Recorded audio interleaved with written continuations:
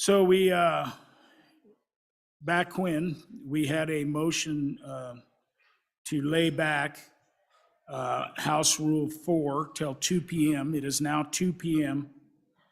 We were in the midst of speaking for the first time on that amendment. And Representative Nicholas called a point of order in order to talk about the constitutionality of that. I guess as we went to rules and we talked about that, certainly constitutionality will be debated by this body. So as the part of this process, you will do that. Representative Nicholas had spoke for his first time. We were still on first time.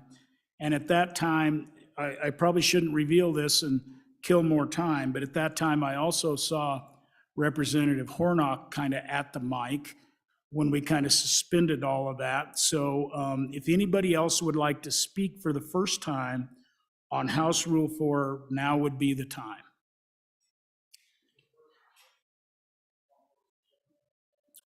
Representative Harshman. Thank you, Mr. Speaker. First for a second. Thank you. Representative Hornock. Thank you, Mr. Speaker. I'm for this amendment. As I campaigned and went around to my constituents, one of the questions that I would often ask is, do you know how big our state budget is? And hardly anybody, I don't think anybody actually knew the answer to that question. And they would be blown away when I said we have nearly a $10 billion budget for 2 years. So we have a giant budget. We're one of the top states for government spending per capita. I don't think that's a secret. And so one of the things I want to actually just mention, the way that I see this, and perhaps I'm a little bit wrong, but the Craig report comes out. We base our budget on that Craig report. If we were to make this type of an amendment, it would seem to me like our process would change a little bit to where we would have to base our budget not necessarily on a projection or a Craig report that comes out that we have to immediately kind of retool, but we would then be in a situation where we're basing our budget on the actual numbers that we brought in from the previous years. And maybe that's kind of not the case, but I think as we go to this, if we were to go to this type of system, that could be more in play. So I just ask for your favorable consideration because let's try it. And I know that the majority of your constituents would probably agree. Representative Jennings. First for a second, Mr. Speaker. Fair enough. Just so we understand, we don't know whose constituents would vote which way on anything. So, Representative Zwanitzer, for your first time. Thank you, Mr. Speaker. So what concerns me that we haven't discussed about this amendment so far is not so much the budget bill, but the CapCon bill. And so those of you who haven't seen the CapCon bill, it's a list of projects that we are going to spend money on, building projects in the state. So hypothetically, if you came with a new building project, you would have to take out somebody else's building project. It's not like the budget bill where you can take funds out of the 300 series or you take them out against anywhere and they get backfilled by the LSRA. You would literally be trying to add a project in the CapCon bill at the expense of somebody else's project in somebody else's district in the state of Wyoming. And I just foresee that getting extremely contentious when we're trying to pit one building project somewhere and that legislator gets to pick, there would be some pushback certainly, but I just don't think that's an appropriate way to do business. And the way we have the amendment is you can't divide it out. So the background, which we haven't discussed, is people have tried these kind of amendments before, right? I want to give 60 more thousand to this department and take 60,000 out from somewhere else. This body would just divide the amendment. We would add the money, yes or no, but we would almost always delete or not enact taking money from somebody else. And that's kind of a common practice in the budget bill. But when it comes to CapCon, deleting some other project, and these aren't just projects that get thrown up in CapCon, right? These are things that have gone through level 1, level 2 studies over the course of years and multiple commissions. If it's a community college commission, if it's a state building project to the state building commission, they're not just things that we just play games with and rip on or rip off. And so I think I'd be more in favor of the amendment if it was just the budget, because you can always find some money in the budget, but you can't always find a new building project at the expense of somewhere else in the state where you're going to rip their building project out. Representative Knapp for your first time. Thank you, Mr. Speaker. First for a second. Representative Locke for your first time. Thank you, Mr. Speaker. First for second. Representative Oakley. Thank you, Mr. Speaker. First for a second. Does anybody else want to do that? All right. Representative Brown, Chairman Brown. Thank you, Mr. Speaker. And I'm going to go ahead and I'm just going to probably say what I need to say up front and not come back for a second. So I understand the premise of what we're trying to do here. And I think it's an admirable stance to come forward and say, hey, look, we've got general funds. These are our funds. This is what this body decides. My question ultimately resides with the fact that we're not going to allow this body to decide whether or not we can divide the amendment. That's a big portion of it, right? And I understand that that's, well, we want to be able to do it with, we want the offset to be here but not here. That's a kind of a big deal. But ultimately, to me, what you're doing is you're taking the power away from the ability of this body to deliberate whether or not taking money from this particular section is actually where we want to take it from. So let's take this for an example. Let's say this, we have some money that comes out of behavioral health and the Department of Health. Well, that section is where I'm going to fund a fantastic opportunity for myself and my constituents to make sure that I have something within the Department of Family Services, right? I'm going to hire 5 new employees, let's say. Well, what that does is that restricts this body's availability to say, yes, I really, really like the idea of hiring 5 new Department of Family Services employees because we all have those across every single one of our counties in the state. But I really don't want to remove it from behavioral health. We need all the money we can get in behavioral health right now. That's the part that we continuously go. So what this becomes is a game where the members of this body are ultimately going to be in a situation where they're trying to find the most, I don't want to say egregious because that's a horrible word to use in this, but we want to find the easiest way to get our amendment in. And so we're going to try to play the gamesmanship as much as possible. But then let's take it a step further and say, well, we're no longer going to do this in the budget. This is going to empower the committees to start bringing a whole bunch of different bills that are going to have appropriations built into the bills as opposed to the budget.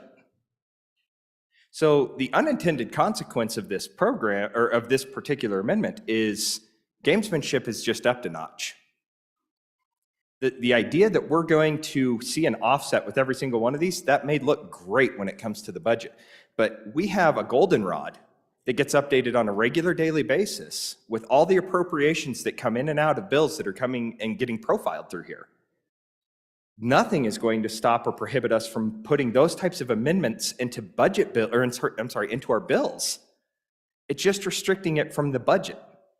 So again, it just ups the gamesmanship. I like the idea of saying, hey, we need to live within our means and everything along this line, but frankly, what I don't want to see is the Joint Appropriations Committee getting all the say and saying, hey, look, our budget is X and that's all we're going to get. That also gives the Appropriations Committee the opportunity, dare I say it, to blow up the budget as much as they need to make sure that we have room to remove funding at certain levels as well. Now, I'm not going to say that my appropriations chair or any of the members of the committee would do something like that, but if we start handcuffing the members' hands to do what they were elected to do, the gamesmanship just takes a different direction. And so it's not so much that I'm for or against this. It's because, to be honest with you, I think we're all going to find a way to make sure that we take care of our constituents with the way that we see fit. But just think about what the unintended consequences of a budget amendment or an amendment to the rules to this body would ultimately do to your ability to represent your constituents. Thank you, Mr. Speaker. Anybody else for their first time? Anybody else for their first time? All right. Anybody for their second time before the bringer of the amendment? Representative Oakley, for your second time. Thank you, Mr. Speaker. I strongly urge your no vote on this proposed rule, using an example that somebody brought earlier. Let's say a freshman legislator, said they want to bring something for their community. But to do so, they have to say, well, I'm going to take that money from the Department of Family Services. But they don't have any understanding or knowledge of the consequences of making that change. It's a very poor way to legislate. In my opinion, it shows a profound lack of understanding and respect for the complexity of budgets and the work that has gone into that process. And as has been said previously, budgets are not a game. What we're doing here, it's a profound part of what we do, budgeting. It's difficult, it's complex. Agencies come to us and they ask for it, and every line is looked through. And then to just say we're gonna wheel and deal, and you have to do that. We're gonna literally make it a rule on ourselves that not only is that a bad way to do it, we're gonna make a rule that you have to do it that way. I just think this is a horrible idea. The idea that we would hamstring ourselves, individual legislators, yourself, you're going to keep yourself from being able to bring an amendment. Unless, of course, you just take it from somewhere else and maybe you don't even understand what that means. Like I said, I think it's a bad idea to do once, let alone that we would make this a rule on our body. I can't understand it. I think it's a poor idea. I urge your no vote. Representative Harrelson for your second time. Thank you, Mr. Speaker. So one of the things I think that we have to look at here and understand is I've been able to watch the budget process one time, and right at the end there of our budget year last year, we were sliding back into the black as a state, and we had ARPA funds, and we had a lot of different things in play. And it'll make your head spin, because the reality is we have 62 opinions on how to spend money in this room. And that's a good thing and a very bad thing, because after sitting through a day of listening to the ARPA fund conversations, I sat there and went, I can see why our country's in the financial place it is. Because it's really easy to spend free money. But when we wake up one day and realize that our kids and our grandkids are the ones that pay for that, it has to come at a cost. And so if you were to, in your personal lives, sell a vacation home and bring in $800,000, you don't turn around and go for a free-for-all because you have the cash all of a sudden. You very, very systematically decide what are needs, wants, and desires. At least that's how we run finances. And I believe the state does as well. So then you have to ask yourself, what does that look like? Is this the perfect situation of how to make that reality? Maybe not. But the truth is, if we don't put some sideboards of some sort on, we find ourselves running down the hill too fast to catch back up with our feet. And so I think we need to just ask the question now, what's the appropriate measure? What should we be doing to be wise stewards of the people's money? That's what we were elected to do. And so again, is this the perfect solution? Maybe not, but we have to come up with a solution. So thank you. Representative Jennings for your second time. Thank you, Mr. Speaker. So I just have a couple of things I want to spell out here. First of all, one of the things is telling the body that this is a good idea or a bad idea. Sometimes we want to be cautious with that. We're here to debate the idea and make a decision. One of the reasons that I signed on to this that hasn't really been brought up, and it's kind of near and dear to me, is cash-based budgeting. This puts us on that track for cash-based budgeting. I have 2 times in the 9 years that I've been here watched us squander the opportunity to look at that very seriously. And I understand there are people who choose not to want to go that way. And I understand, but that debate needs to be had. This is just one of those steps that helps us move that direction. It has to do with the same type of thing of simplifying how we do or how we understand our budget. Citizens do this all the time. They make a decision between this or that. We do it all the time now. There's a limited pot of money, right? When JAC goes in, they make a decision. We think that we can afford to spend this. We can't afford to support that. So if our citizens do it, and we're a small state and we're actually fairly wealthy, this is just another place to put something in place that helps us move towards a cash-based budget. And then it was brought up that this takes away from JAC or changes that. I think that as I look at that, I think it makes JAC have a clearer vision. And I think that makes them then have to come to us and out here and say, this is why we did this. And I don't think that's a bad thing. I think it's a good thing. It was also brought up that it's complex. And it is. The way we budget money and spend money now, it is very complex. And I see this as kind of a forthright thing. It forces us. It's a rule that we put on ourselves, and we say, we're going to do this, and this is important enough to us to look at where we will get the money. You do that at home. These citizens, they do it. Why should we not hold this to that type of standard? Why should we not entertain the idea to do that sort of thing in this body? We have quite a bit of money, and we have to make those decisions all the time. So on and for. Thank you, and thank you, Representative Jennings. I was going to bring up the bad, the horrible sort of thing at the end after we got all done, but it was one thing when we had our new member training. I talked to him about the idea of impugning the idea that a person brings, and really we're here to debate the idea, not impugn the idea. We can do that with a lot of words that still do the same meaning without saying it's bad or horrible, and that doesn't mean that I haven't got to the mic and done the same thing. It's just not the best of us as we do it. So, point well taken. With that, Vice Chairman Larson, for your second time. Thank you, Mr. Chairman. A couple of things that I'd like to just bring to your attention. In the first one is we've got a standard budget bill. We'll vote on it this next week. It's in place, and it's based on current rule. And now it's kind of like the train's going on down the track. Is the bridge over the gorge still in place that governs this, or do we pull the bridge out and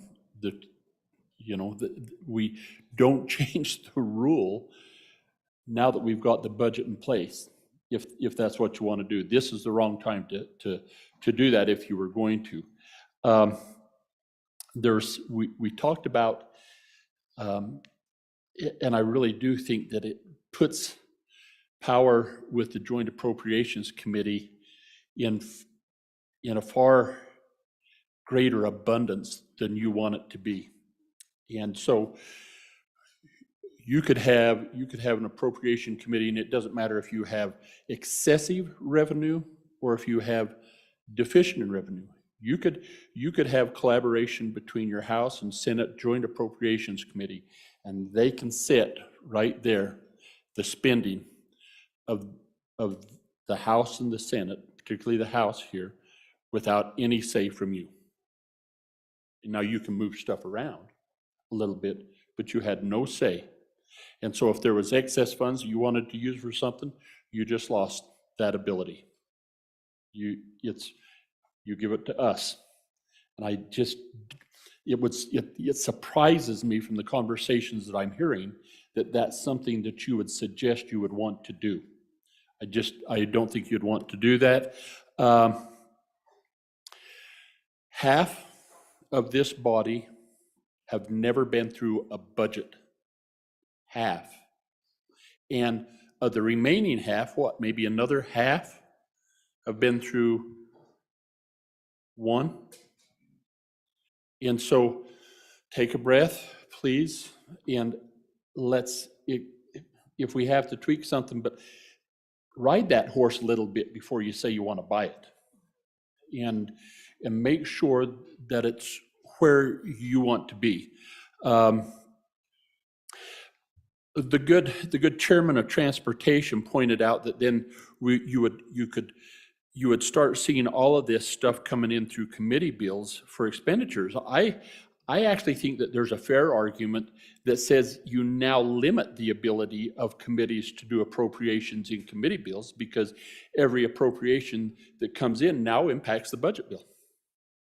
Now, I can't say that definitive, Mr. Speaker, and I'm not pounding the pulpit saying that that's exactly true, but I think that that's an argument, and I think that would at least enough question that it should give us pause until we find out if it does or if it doesn't. I think the good representative from north of here, where there's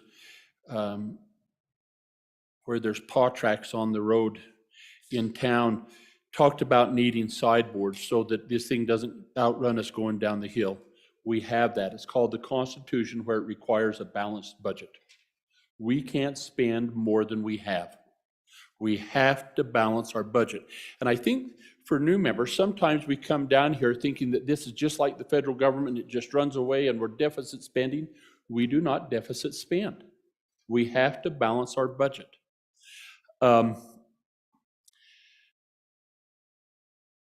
Transparency from this would perhaps require more transparency from the JAC when they present the budget. Again, if you'll go through this budget process, you'll find that the Appropriations Committee has to come up and present this budget to you. You can ask any questions we have to defend and explain that to you. That's part of the process. There was a comment on our state's budget being around 10 billion. That's accurate. This body appropriates about less than 3. The rest of it in highway funds, other funds don't go through the appropriation process. And so to suggest that we would now be considering that whole $10 billion that come into the state, that wouldn't change. The good chairman of Labor and Health brought up CapCon, and it is really an important one. We pay for our capital construction with cash because we have a balanced budget. We like to, in fact, when we went through the process of building the new state hospital and life resource center, $170 million, $180 million that we put out there, the architects came and met with the working group, which several of us were a part of. And they were, one of the questions the architects had was, so how is the state going to pay for this? We said, cash. And they just, whoa, really? Do you have the cash? Yeah, we do. We appropriate it, we get it saved before you ever start digging. And so you go through that process with schools, with state buildings, with buying land, doing that sort of thing. And that CapCon bill is really an important one, and there's less flexibility, I agree, in the CapCon bill to add and replace than there is in the budget. I think this just gives me butterflies, and it's not that we're not trying to be fiscally responsible, but I think that I think that it could really cause you some problems in the way you want to legislate and appropriate and be part of this process. I just think that I would exercise, plead with you to contemplate this, and I'm going to vote against it. Minority Floor Leader Yin, for your second time. Thank you, Mr. Speaker. So maybe to put this in maybe a concrete example of what I believe I would do if we did enact this bill. So last year was a budget session. In the budget bill, I ran an amendment to add $3 million to the property tax relief program. Had a broad base of support, right? So 46-ish members of the House decided to vote in favor of it. If we had this rule where I also had to take $3 million away from something else, let's say it's defund a specific agency, then we're doing what I think we actually dislike what the federal government does, which is deal with multiple issues at once, right? So we have a single subject rule that applies to bills, and when we do amendments, we tend to pretty much focus on a single issue per amendment and then debate the merits of that issue. But if I have to debate whether it makes sense to put money in the property tax relief fund versus whether it makes sense to not have highways plowed, I don't think that's a good debate. And what will happen is, let's say it fails by like 29 votes or 31 votes, it's a tie vote. I'm going to run another amendment. I'm going to figure out where else I can take $3 million. If it keeps failing over and over, I'm going to run 5 different amendments because I feel that property tax relief is that important.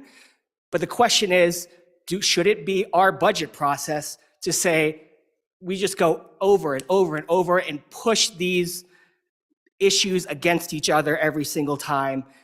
I don't think that's the right way to go about debating the merits of a single issue. We should debate the merits of a single issue, not put these issues at cross purposes. So please vote against the amendment. Anybody else for their second time before the sponsor? I can't tell if Chairman Washit. Thank you, Mr. Speaker. 2 things. One, I remember going home from my first budget session and telling people how much power the JAC had. It was one of my takeaways from that first budget session was that the average legislator who was not a member of JAC was at a significant disadvantage when it came to impacting how our funds were being spent. And I think, I see a few heads nodding around the room, that those who've been around a while recognize that. And that's the way it is today. If we pass this amendment now, we have empowered that committee with even more significant power over how those funds are spent, and we have consequently taken power away from ourselves. I also remember the first budget session, I tried to do exactly what we have in this bill. And I made a budget amendment to take $1 million from one state account that I thought was overfunded and move it into one to fund my pet project. And the wisdom of the body voted that effort down. And I was heartbroken. But in reality, that's where we're going to be in the future. This is going to be incredibly difficult to anticipate what are the consequences to the account that you're going to take money from to fund the needs of your constituents or the state in some other area. You're just not going to have the information about what it means to take so much money from this account. You may know what it means to the account that receives that money, but what's the impact on the place that you take the money from? And that's going to be much more difficult for us to figure out. I also think that fiscal conservatism is a reality in this body. And if you think about it, it won't take many votes to make sure that anybody's effort to grow our budget gets voted down by a majority vote of the people in this room. Okay? So there are other ways to manage the growth of our budget. One is by simply letting the members of this body vote up and down on the proposed adjustments to the budget. And I think that works pretty well. Chairman Nicholas, for your second time. Thank you, Mr. Speaker. So, how many of you have read the supplemental budget? So the answer is only 7 because it isn't published. So it's impossible that unless you've been reading the drafts of it, but it's not even finalized. We don't even have the final draft of the supplemental budget.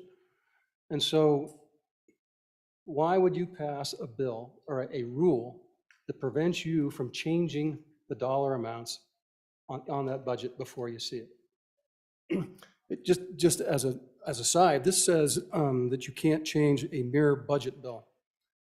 Where there's only one budget bill, and that comes during the budget session. That's next year. We have a supplemental budget here that adds to or subtracts from our budget bill. So in that sense, I think as it's crafted, it needs to be revised. But why would you do that? How did this supplemental budget bill come about?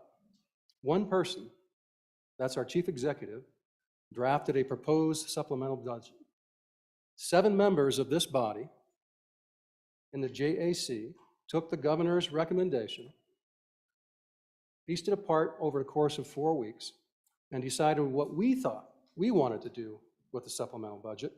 And then we arbitrated back and forth with our good friends down the hall to get a final product, because that final product has to have the votes of the majority of both bodies in JAC. So we gave up quite a bit.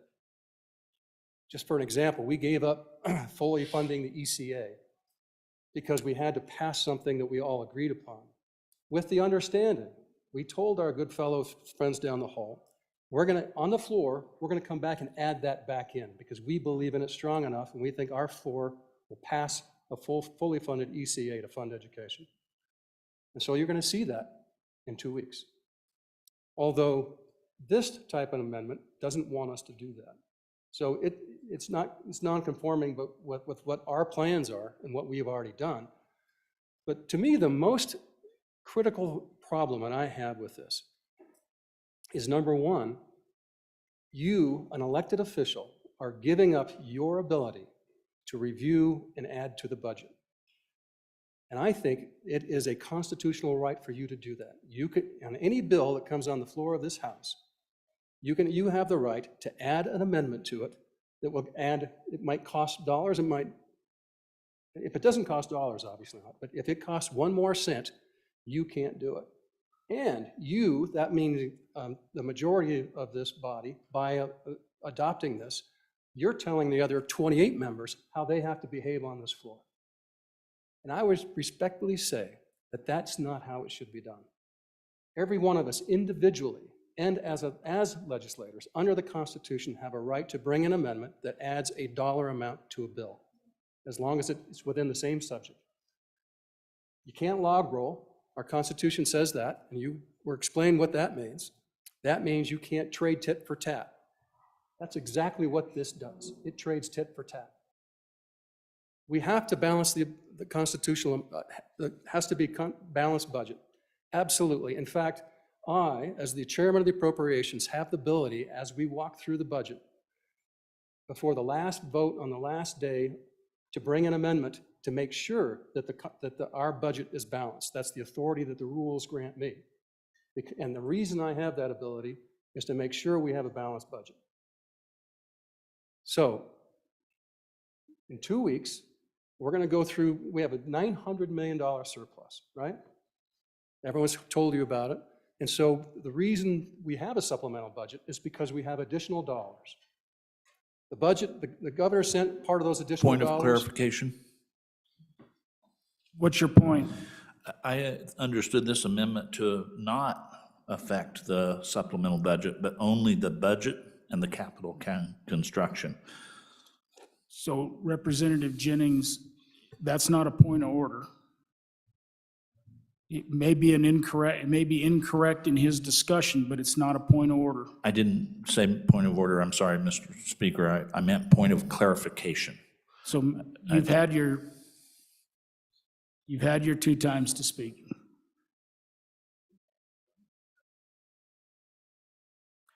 Representative Nicholas? So it's an interesting question. And I think because of the nature of this, I'm inferring, rationalizing that this includes the supplemental budget bill as on what's being discussed. Otherwise, it has no impact. Or it means that we can't bring a supplemental budget bill. But to go back to where I was at, we have $900 million of excess revenues. The governor wanted to direct about $400 million to savings. Your joint appropriations directs about $500 million to to savings, but in a different place. But we do the same thing on the school side.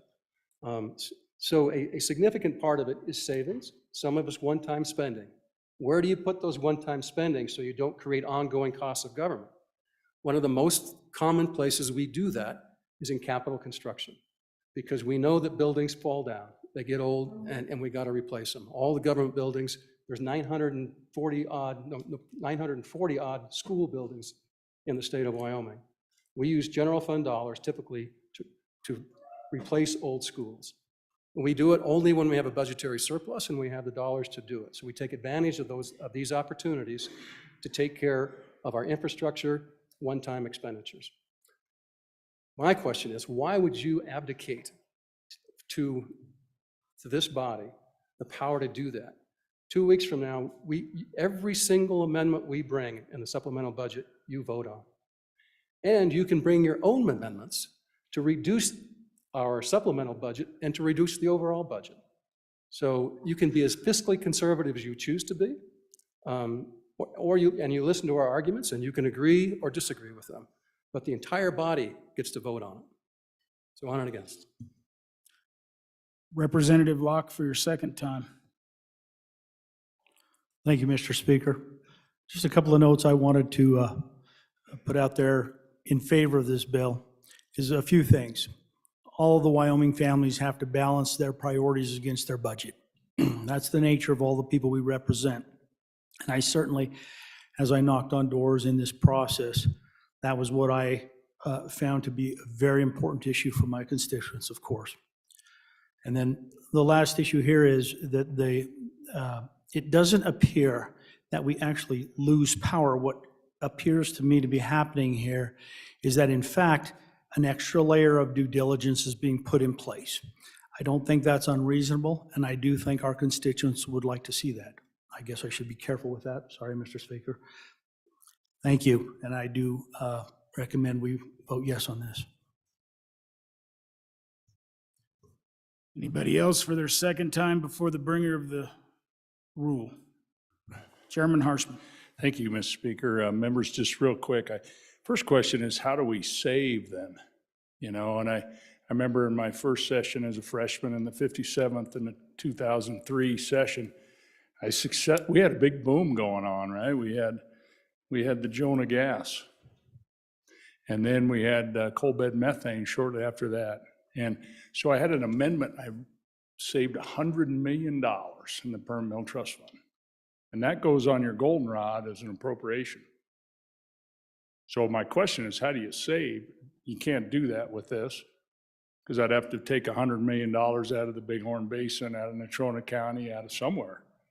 So that's the first deal. But I think this idea of our budget and about Wyoming, I think, first of all, it's been incredible. When I came to the legislature, our Perm Mill Trust Fund was $2 billion. By the time we gavel out the 67th, when we're done, and we're just one of these pictures on the wall, it's probably going to be $10 billion. We have saved more. We've invested more. We've rebuilt every school in this state, every building we got, because we went for, those of us who were here, we went for 30 years just broke. Casper my town was a ghost town. 600 houses in foreclosure in my town. And we came out of that and we made all these investments. So this $10 billion budget, I think the good representative from Fremont County spoke to it. Most of that we don't even see. It's federal funds, it's YDOT, it's game and fish, right? It's those expenses where people pay a fee and then it goes back to servicing. So really we got about 1.4 billion a year, and then the school side of it. And it's the leanest budget in America. There's nobody runs a state on 1.4 billion a year. So we have saved more, we've built more, we got the lowest taxes in America, and we now have over 20% of our revenue comes from a trust fund. Incredible. So I want to say here today on this Martin Luther King Day, and of course, 1983, President Reagan signed that in, It is up on our banner, the equality state. So we're here working for the people on this day, and I think it's extra special. But we have done incredible work for our people. And then along 2005, the Legislative Stabilization Reserve Account. So, Mr. I hear, thank you, Mr. Speaker. Chairman I'm Harshman, back keep it on the rule. Thank you, Mr. Speaker. I appreciate that nudge. And so then it's called the Legislative Stabilization Reserve and not the Executive Stabilization Reserve for a reason. And it worked incredibly well when we just went through this downturn of COVID. And so we've got a beautiful system. We want to preserve what we got. And our biggest fights this year, our biggest arguments on this floor is going to be how we save the money. It's not going to be how we spend it. How are we going to save $1 billion? Because we really got about $3 billion out there. If you think about getting that LSRA down to about $1.5 billion, $2.5 billion, how are we going to save it for the future? How are we going to use a little bit of it to invest for now? And I'll just leave you with this. Budgets are people. You go around and talk to your constituents, budgets are people. The last time we had the downturn when we're sending our senior citizens to nursing homes in Nebraska, yeah, talk to your people. And so I don't want to have to take something from the Bighorn Basin because there's a need in Natrona County for my constituents. It's not right. It's our constitutional duty to appropriate dollars, not the 7 people. I served on that committee for 10 years. It's not their constitutional right, and the 4 new members who have been on the committee for 2 weeks, thank you for your service. They don't have, we're duly elected, have the same vote as they have. So, Mr. Speaker, I really appreciate this debate. It's been really good. And, but boy, I don't want to give up my duly elected seat, and neither should you. When that budget hits the floor, it's no longer theirs. It's ours. It's House Bill 1. And budgets are people. And we're going to save a pile of money. And isn't this a beautiful state? Thank you, Mr. Speaker. Representative Craigo, for your second time. Thank you, Mr. Speaker. A little bit ago, the good representative from House District 4 mentioned that there are 62 opinions on this floor on how we should spend money. And I think that's a great thing. I want to hear everybody else's opinion on how we spend, save, don't spend, whatever the idea is. This amendment, this proposed amendment will quell that discussion. It will quell that debate. And we will cede our authority as a body to make spending, saving, not spending, however you want to term it, those decisions, we will cede that, as the former speaker just mentioned, to appropriations, to the good committee number 2. They will have much more power. And I just leave you with a thought is that there's a possibility that this actually does the exact opposite of what the intent of the amendment is. The intent of the amendment is to hold spending down.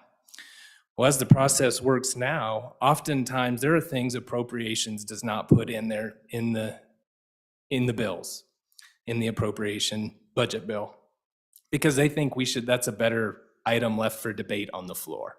Sometimes they will tell a member, well, you can bring that amendment later, or you can bring that on the floor, try to convince the body.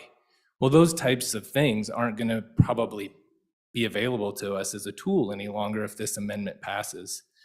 And so the committee may be more likely to make the budget bigger because they think those might be good ideas and they're not going to wait for it to come up on the floor. And it may actually work opposite of what we're trying to do. And it's a real fear if we're trying to hold our budget down.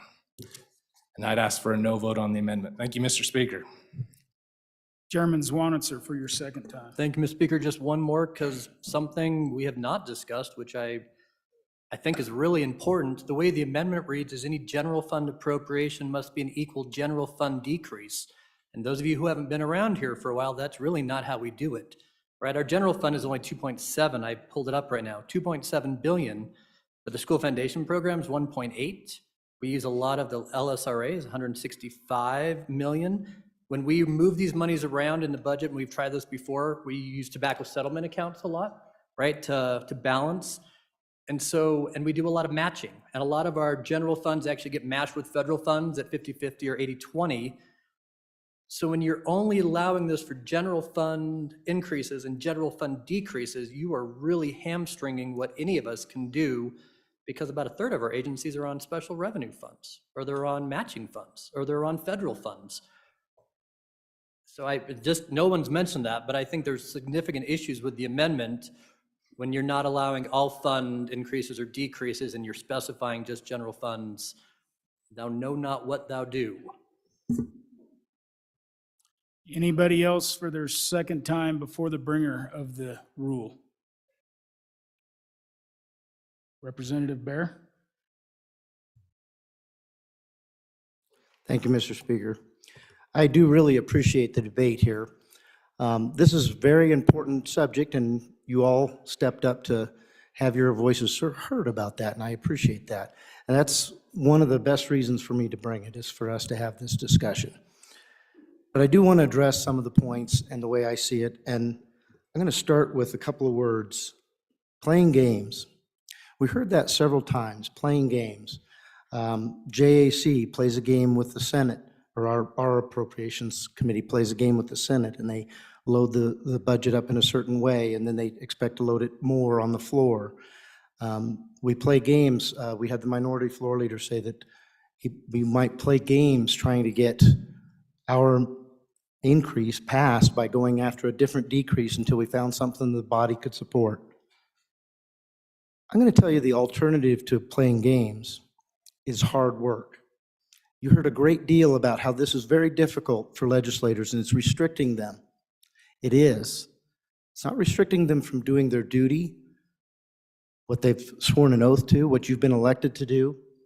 What it's restricting you to is having to do hard work. And let me explain what I mean by that, because I've tried to live by this very rule myself. Whenever I brought an increase, and I found things that needed to be increased, things that were, I felt, missed by the Appropriations Committee. But I brought myself an offset for it. And oftentimes those, well, every time, those were divided. And the increase passed and the decrease failed. So another legislator here said that we're a very conservative and fiscally responsible group. It will be seen, we will see when we bring amendments to this budget, whether we pass increases and whether we pass decreases. And I hope that you will all remember this amendment when you get to that. And you'll be able to determine whether this body is fiscally responsible or not. It's yet to be seen because we've had a lot of turnover. What will this body be like? But we need to be thinking about these things, and we need to be thinking about hard work. It is hard work to go and find an offset. You have to study to see if this is appropriate.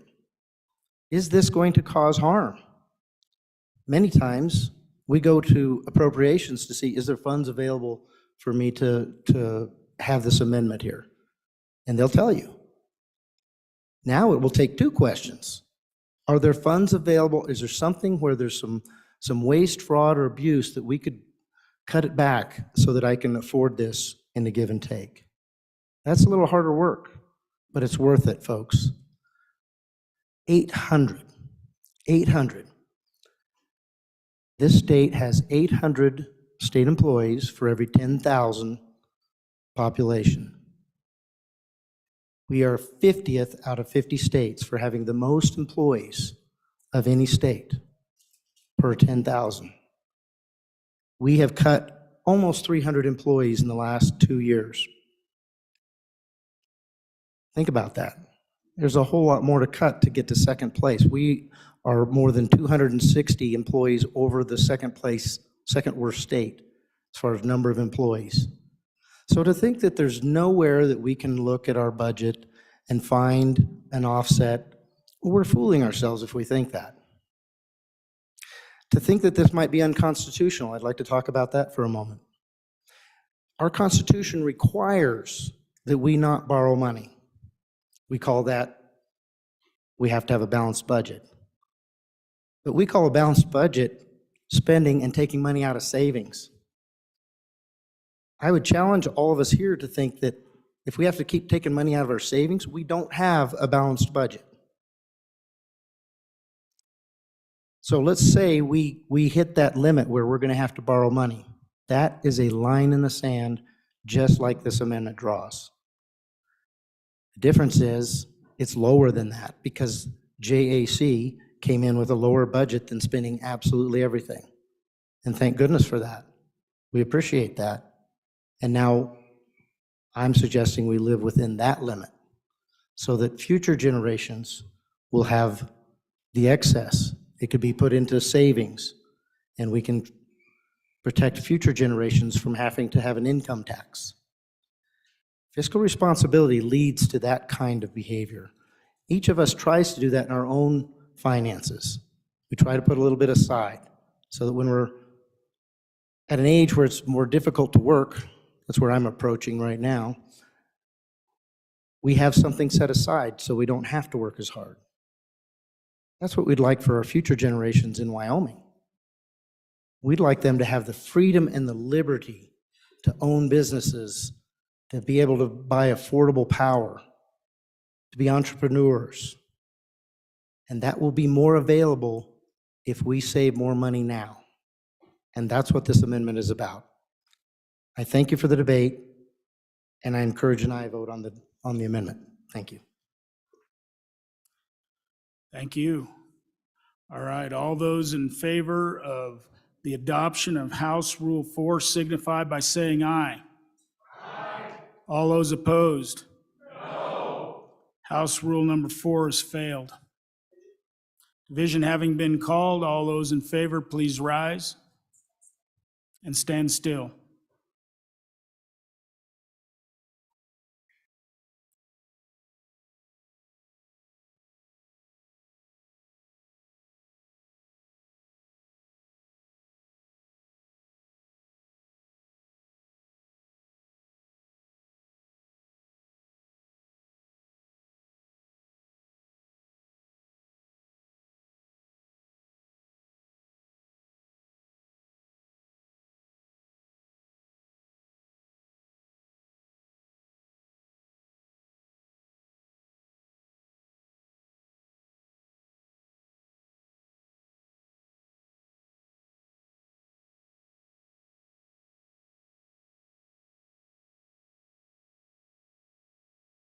All those opposed, please stand.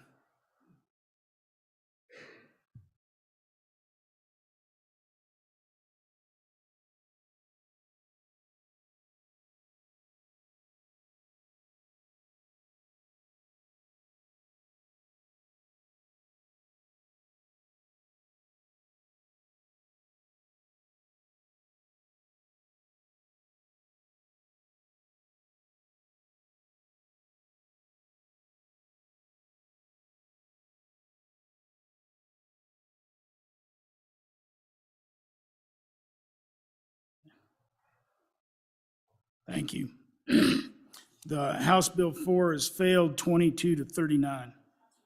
House Rule 4 has failed 22 to 39. The next rule for our consideration is House Rule 3. Mr. Majority Floor Leader. Thank you, Mr. Chairman. Ladies and gentlemen, I bring before you House Rule Amendment number 3. This rule, if you'll give me a moment to kind of explain what this is about, and then I can hopefully help maybe answer some of your questions upon the debate. What this does is this changes the current status of requiring a majority vote to draw a bill from the majority, from the Speaker's desk to a 2/3. In the same way that we have discussed about providing the opportunity for the current majority floor leader, or any majority floor, current no matter, and also a 2/3 to draw any bill from or move it up on general file at any point. This would go against the other bill that we were talking about there, the rule change that would have allowed for a majority vote to be able to bring it out and set it for the next day. And so, quite frankly, and just in a nutshell, this allows a 2/3 vote, or would require a 2/3 vote to bring a bill from the speaker's desk, and it would also require the same 2/3 vote to move a bill up on general file, basically out of the majority floor leader's desk. And so that was the premise of this. And I don't know how many of y'all want me to go in and explain what was the nexus of this or why this came about. I'm glad to do that. Okay. Previously in history and kind of the heritage of what we've been doing here, it's been understood, or the rule, that it would require a 2/3. Well, what happened over a year ago is that there was an attempt to bring a bill out of the majority floor leader's drawer, and that motion failed. That would require a suspension of the rules. Suspending the rules requires a 2/3 vote. It just so happens that that vote took place on the last day of our session that a bill could be brought out. In that day, it requires a 2/3 vote to do that. Okay. Well, up until that point, and currently right now, as the rules set from the 66 that we've adopted, you can bring a bill out of the speaker's drawer if they are not, which clearly says that the speaker shall refer each bill to the appropriate committee, but the House may on motion refer the bill to another committee, and that is a majority, currently a majority vote to do that. Okay, now let's move on to the next part of this. As what has evidently happened is that because of the rule changes, and this is, Mr. Speaker, if you'll give me some latitude here, I'll give my opinion on this, is that there was some discussion out there about the fact that because of the rule changes, there was a potential undermining or a moving of the ability of the majority floor leader to be able to retain legislation in his drawer, or a potential work towards that. The rules state in the Wyoming Legislative Procedures Manual, that is where the majority floor leader's job description is. And it says that the majority floor leader shall set the calendar or the order of the day for the next day. Well, in that determination, it was never understood, or it was never discussed, I guess, previous to that, that there was any other real way, and I know there was some discussion on that from the good representative this morning, that there have been deals where we've done that in previous history, but it was a revelation to myself and many other members of the House, is that that could be done. And so in an effort to try to bring what we would call fairness, and the Rules Committee was, the majority floor leader does not want any more authority than what he has had, but my ask was that he would not have any less than what he was perceived to have had previously. And so that's when the determination was made that in order to be fair and to provide equity to both positions, is that each would be made a 2/3 to draw it from their drawer. So in effect, giving two different people, in the words of one representative, an ability to veto legislation. It's a suspension of the rules if you want to do that, and it requires a 2/3. Quite simply, that's all this boils down to. And it is your pleasure as to whether you want to do this or not. So, in my mind, folks, there is no nefarious intent. There's no effort to try to undermine the process. This is simply trying to bring balance to both positions and allow both of these leaders in their positions to be able to have that authority equally. So with that, I will make every effort to try to answer any questions that would come up. Thank you, Mr. Speaker. Would anybody else like to speak for their first time? I see Speaker Pro Tem Clark heading for the mic. Speaker Pro Tem Clark, for your first time. Mr. Speaker. Stith, not Clark, Stith. Thank you, Mr. Speaker. I speak on and against this proposed rule change. So this is a big change to the status quo. It's a big change. This is not incorporating some prior practice. This is going against our prior practice by going from majority vote to take a bill out of the speaker's drawer, and going from majority vote to move that a bill be the next one heard on the next day's general file by majority vote, which is the current rule. Adopting this rule, you're now giving both the majority floor leader, or would be giving the majority floor leader, and the speaker essentially a veto over what bills get heard, essentially. So if you say this rule, and just to be clear here,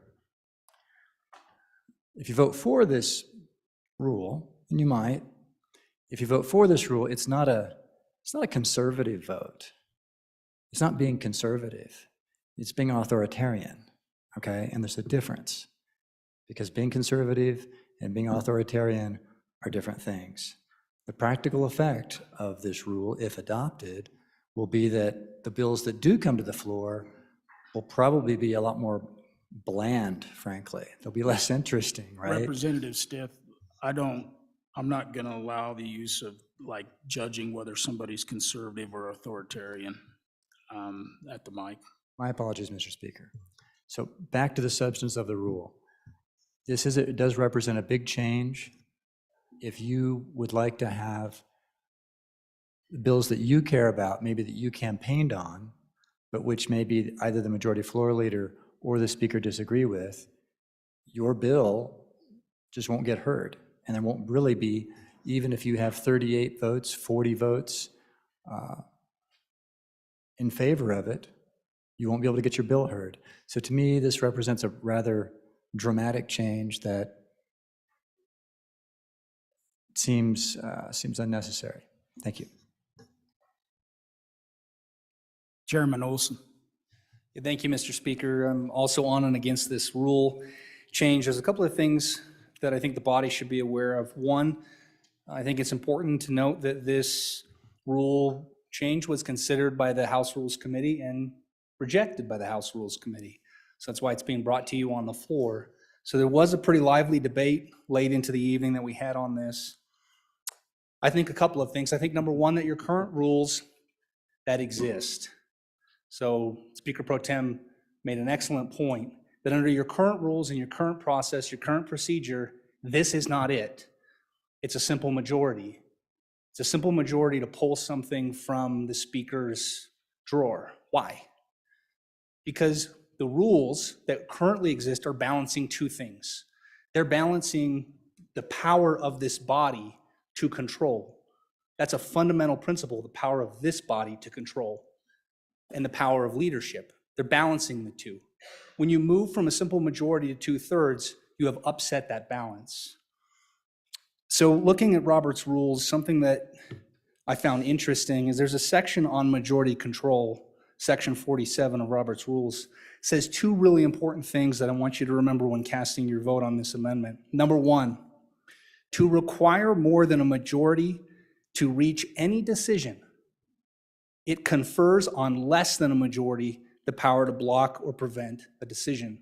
That's what you're really doing when you cede a majority vote to a 2/3 vote. Second, this is what Robert's Rules of Order says under majority control. The requirement of a majority to take any action is not in any sense an arbitrary rule, but it is a fundamental principle of parliamentary procedure. So I want you to remember that any time that a rule cedes majority to 2/3, you should be very certain that you want to do that, because what you're doing as a body is giving up your control. Under Robert's Rules of Order, under parliamentary procedure, for hundreds of years, there is one fundamental principle: the body controls. So I strongly urge against this amendment. Keep the control and the power that you have as a body. Do not cede it to your leadership. You already have a balancing act between the two. The rules are sufficient to protect your leadership, whether we're talking about a majority floor leader or a speaker's drawer. It doesn't matter whose drawer we're talking about. How about committee chairman drawers? Did you know it takes a simple majority to pull a bill out of me as a committee chairman's drawer? Would you want that to be 2/3 as well? Probably not. On and against the amendment. Majority Whip Western, for your first time. Thank you, Mr. Speaker. I rise in support of this amendment. At the heart of this amendment is the concept of fairness. That's a really big deal for what we do every single day. Fairness to our constituents, fairness to the process, fairness to each other. And so that's why this amendment is here. And that's the context which I ask you all to look at this amendment. I think it is fair across the board. I think it is something that allows brings an element of stability to our body, to this process, and to the 67. So on and for, and I ask for an aye vote. Thank you.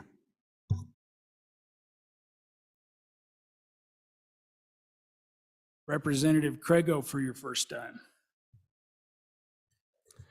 Thank you, Mr. Speaker. If you look at the bottom of the amendment, my name happens to be on it. One of the reasons that is I think this was an attempt at, a compromise. There was really some concerns within the body I felt about how the rules work. I've been here for a couple years, so I understood that.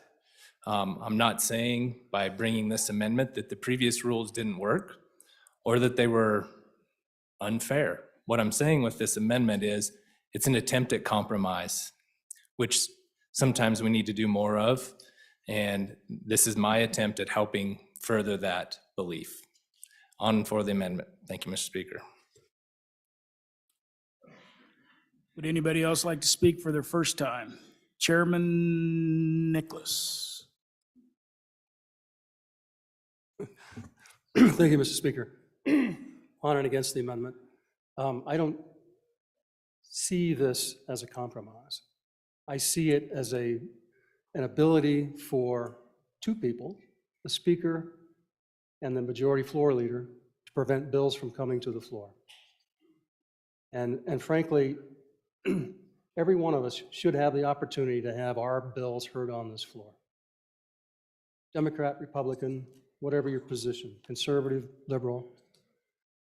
If two folks, for political reasons or for whatever reason, decide your bill is not coming out of on the floor and we're not going to debate it, then I think we're making a mistake. And a simple majority should be able to pull it from the floor and bring it to the floor. You don't know how many times we've had bills that come out of this house that get buried in the drawer over on the other side.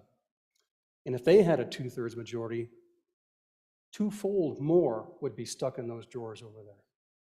So why would we do that? The only issue really is we need to work fast enough so that we can consider every person's bill. I mean, you don't bring a bill here because it's not important to you or to your constituency. Why would we limit our ability to consider your bill? And why would it take 2/3, the unholy minority, to say, no, we're not going to consider your bill? I just don't think it's democratic. I don't think it's the right way. And so on and against. Once again, please do not use Republican, Democrat, liberal, or conservative at the mic. Representative Bear. Thank you, Mr. Speaker. On and for the amendment, I'm all for fairness. Representative Larson, were you gonna? Representative Larson.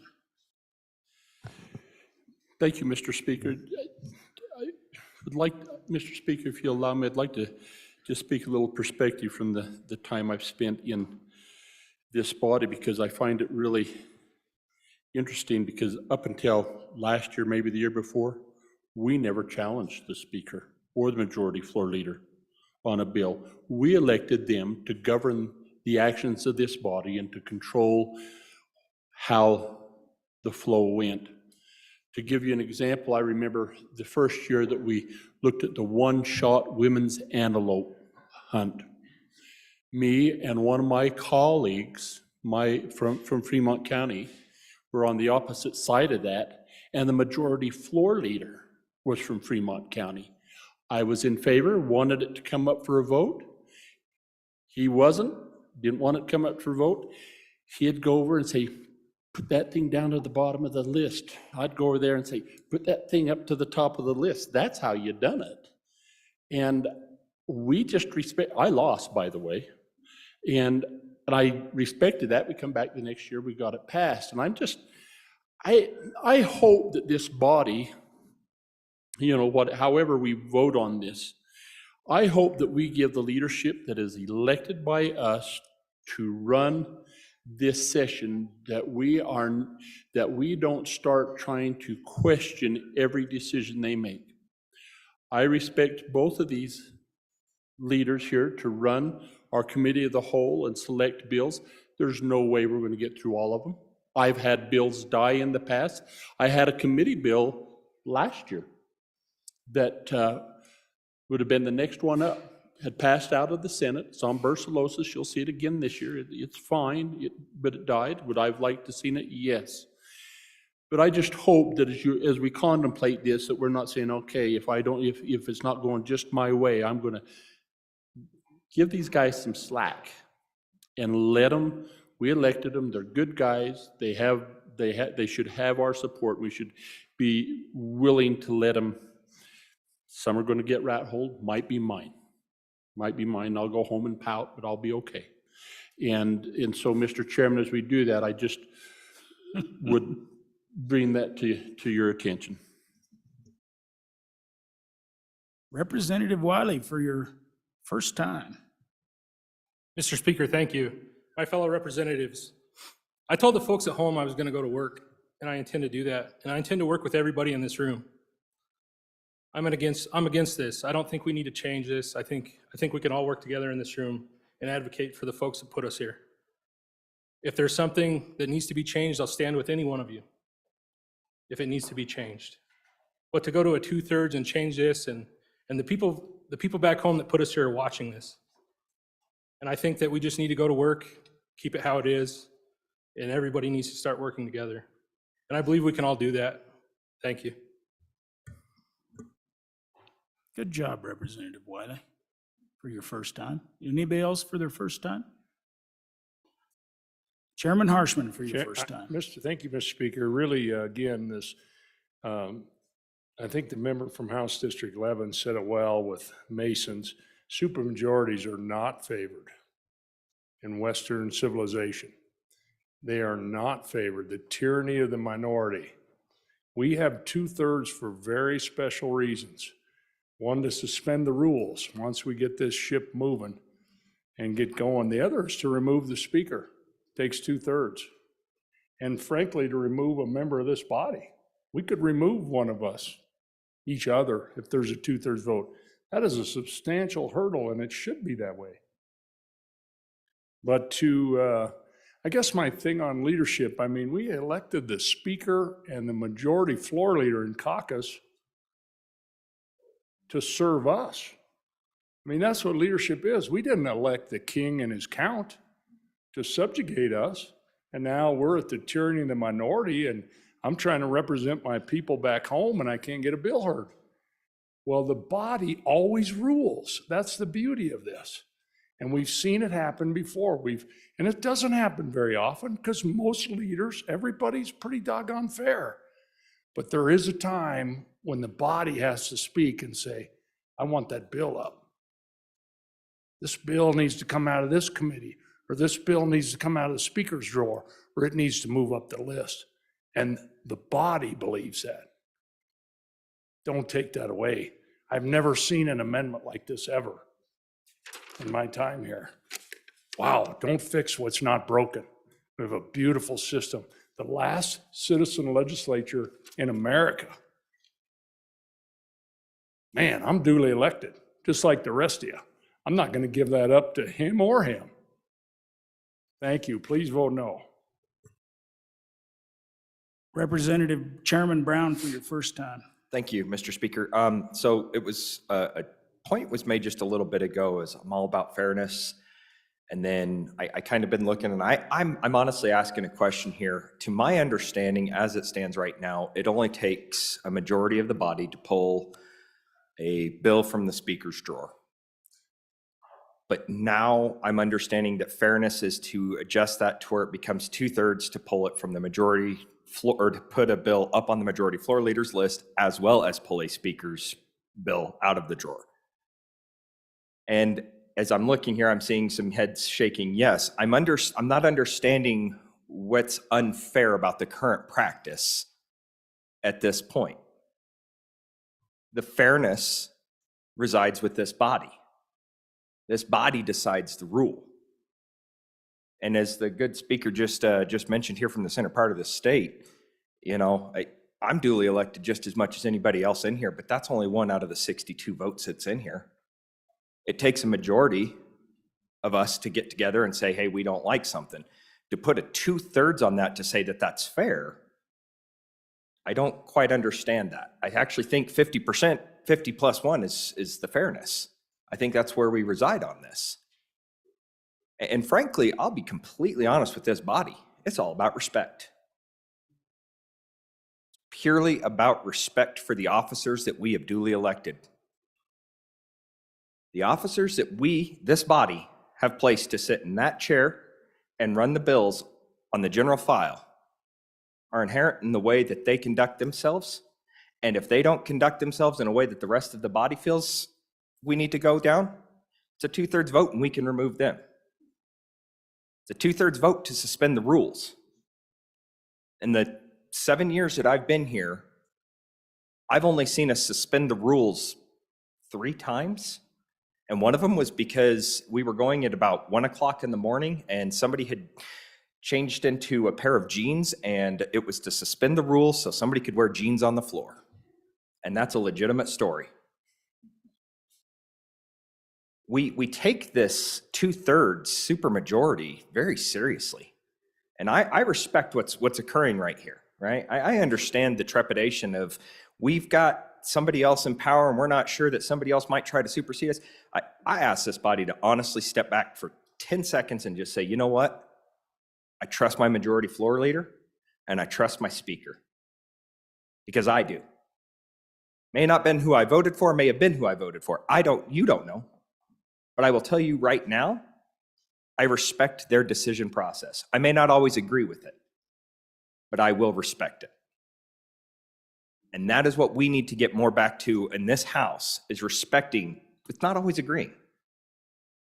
And changing this to a 2/3 vote to say that this is how we protect somebody that's in power, it removes the will of this body.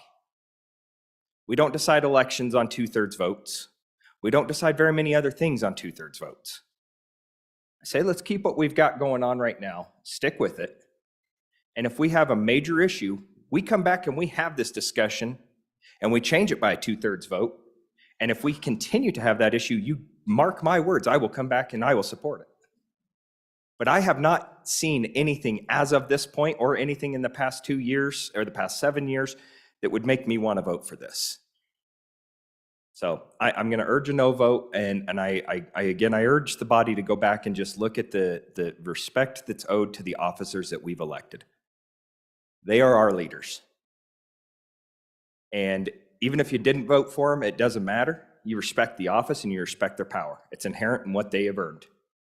Thank you, Mr. Speaker. Representative Berger for your first time. Thank you, Mr. Speaker. I too am going to vote no for this amendment because I respect our speaker and our leadership and our majority floor leader, and I appreciate that. And I know you're going to lead this body. And I asked and I've implored, or I asked the two of you to please lead us and bring us together. And that's what it's about. My voters have asked me to come here to work and to work hard. And that's what I want to do, is continue to work hard and trust what our leaders are trying to do for us. I'm going to vote no. Another freshman at the mic. All right. Who else would like to speak to this for the first time?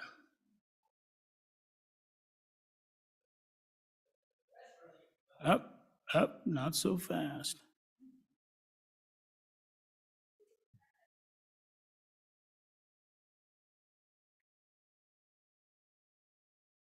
Representative Ward for your first time. Thank you, Mr. Speaker. I do want to compliment you on the fairness that you have displayed and the deference to a side, shall we say, in this room. This room is deeply divided. That's why we're talking about this. About half the room trust the speaker and about half the room trust the majority floor leader. This was an attempt at compromise so that we could share power, have civil discussion, and move forward. That's why I support this amendment. I think it was a good compromise. Thank you. Anybody else for their first time? Representative Banks for your first time. Thank you, Mr. Speaker.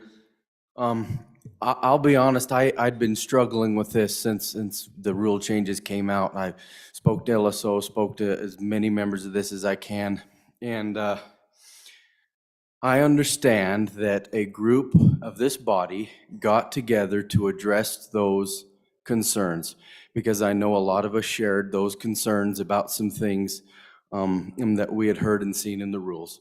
So I understand that a group got together to come up with a good compromise. And we've heard a lot about respect. And so respecting that decision and respecting the ability to come together is what we see going forward as what we want in our legislature. Is coming together, is compromising, is respecting our leadership. And because this is done, and because our leadership have done this and is blazing the trail forward, I have no problems supporting this amendment, and I urge your support as well. Thank you. Thank you. Anybody else for their first time? Majority Floor Leader Nyman, would you take this? Take the chair. I'm going to go to the mic.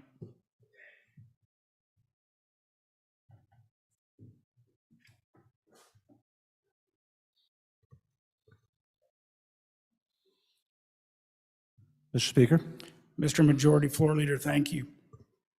So I don't care how you vote on this, one way or the other, but what I want to tell you, it was a good faith effort by those that brought this to find a compromise, good or bad. I think there's great debate on both sides of this, so I'm not going to bail you out and tell you which way to vote. But I do believe, and I really appreciate the hard work that was put in by those that brought this amendment to truly understand what our existing rules are and to try to find a path that seemed to be something people could support. And I totally understand the majority rule thing, right? I mean, that's what we're based on. So I'm not going to tell you how to vote. I just wanted to tell you there was no bad intention by anyone in this process when they brought this rule change. Thank you.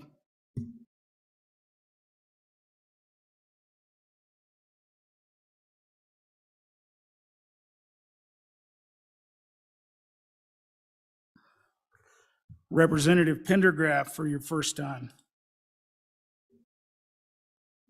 Thank you, Mr. Speaker. I love this body already.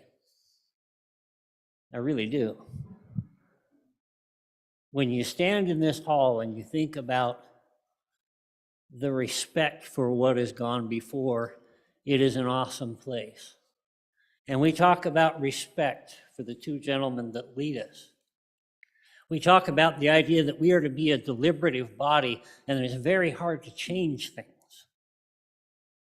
And to me, and maybe I don't understand everything, I'm pretty new at this, but to me, a 2/3 majority makes it more difficult to disrespect the gentlemen that lead us. There has to be something pretty significant to go against the will of that person. And so as I see it, a 2/3 majority is more along the lines or more beholden to respecting the traditions of the offices these gentlemen hold. If indeed what they do, the body finds grievous enough to find 2/3 of the people, then they need to be checked. On the other hand, if we just have a simple majority, that means a double-minded man is unstable in all his ways, Scripture says. I think it should be more difficult to change the direction, and therefore I'm an aye vote, and I urge yours as well. Representative Obermueller for your first time. Thank you, Mr. Chairman. On and against, but I want to just address one point. I want to push back a little bit on the assertion that half the people trust the speaker and half the people trust the majority floor leader. I think the vast majority of our members support both positions. I, for one, do. I respect both these men. And so I don't make that judgment. Anybody else for their first time? Anybody for their second time before the bringer? Representative Craigo. Thank you, Mr. Speaker. Just one point of clarification that I probably should have said on my first time around, and that is that the way this amendment is drafted, and just so the body understands a little bit, every time we roll into a new legislative session, we adopt the previous rules as our temporary rules, and then we get the chance as a body to amend those, to change those, to make them what we want, and that takes a majority vote to do it at that particular point. Once we adopt them, it becomes a 2/3. What this amendment does is essentially says for this legislative body, for the 67th and the 67th only, these rules apply. On the last day that we're available to be legislators for the 67th, it goes back to the original rule, the old rule. And of course, as of today, we all know what that old rule was. And so we'll be fine with that. The next legislative body, the next group of us sitting in this room will get to decide for themselves whether they want to adopt the same 2/3 rule or whether they want to stick with the old simple majority rule. And so I just wanted to point that out to the bodies, that this is not a forever rule. It only applies to this particular set of rules and to our legislature. Thank you. Representative Berger for your second time. Thank you, Mr. Speaker. Well, in light of that comment, in light of other comments, this is very difficult. It's not easy. And we're charged to do hard things. And sometimes we change our vote. But I want it known, and I want it publicly known, that I support our leadership, and I appreciate both men. And you are working very hard to bring us together. I'm going to walk back to my desk, still finding out, or back to wondering what I'm going to do now. But I appreciate the both of you, Mr. Speaker. Anybody else for their second time? Oh. Mr. Speaker Pro Tem. Mr. Speaker, thank you.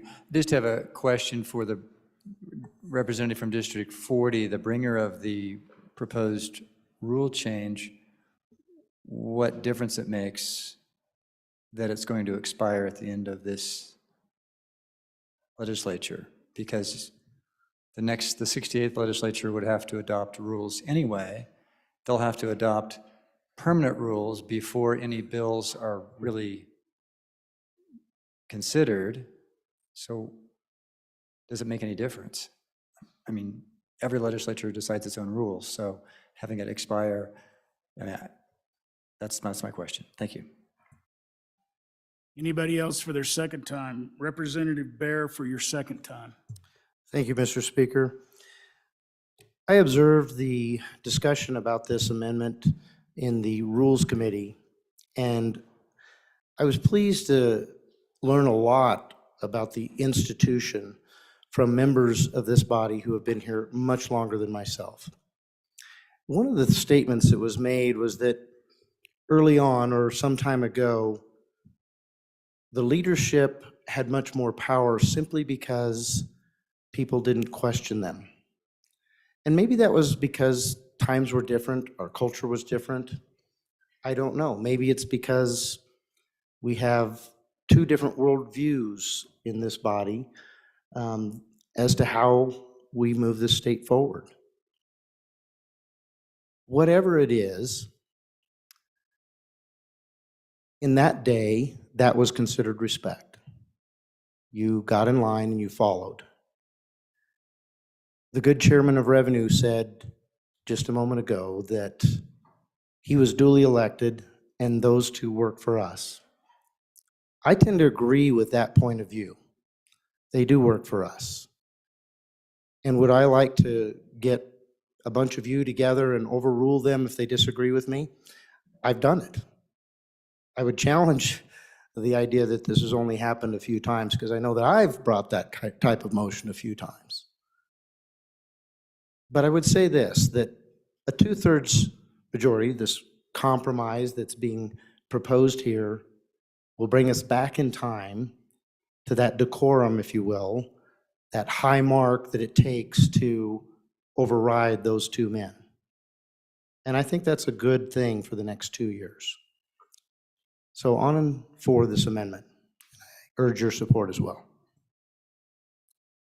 Anybody else for their second time before the sponsor? Anybody else for their second time before the sponsor? Mr. Majority Floor Leader.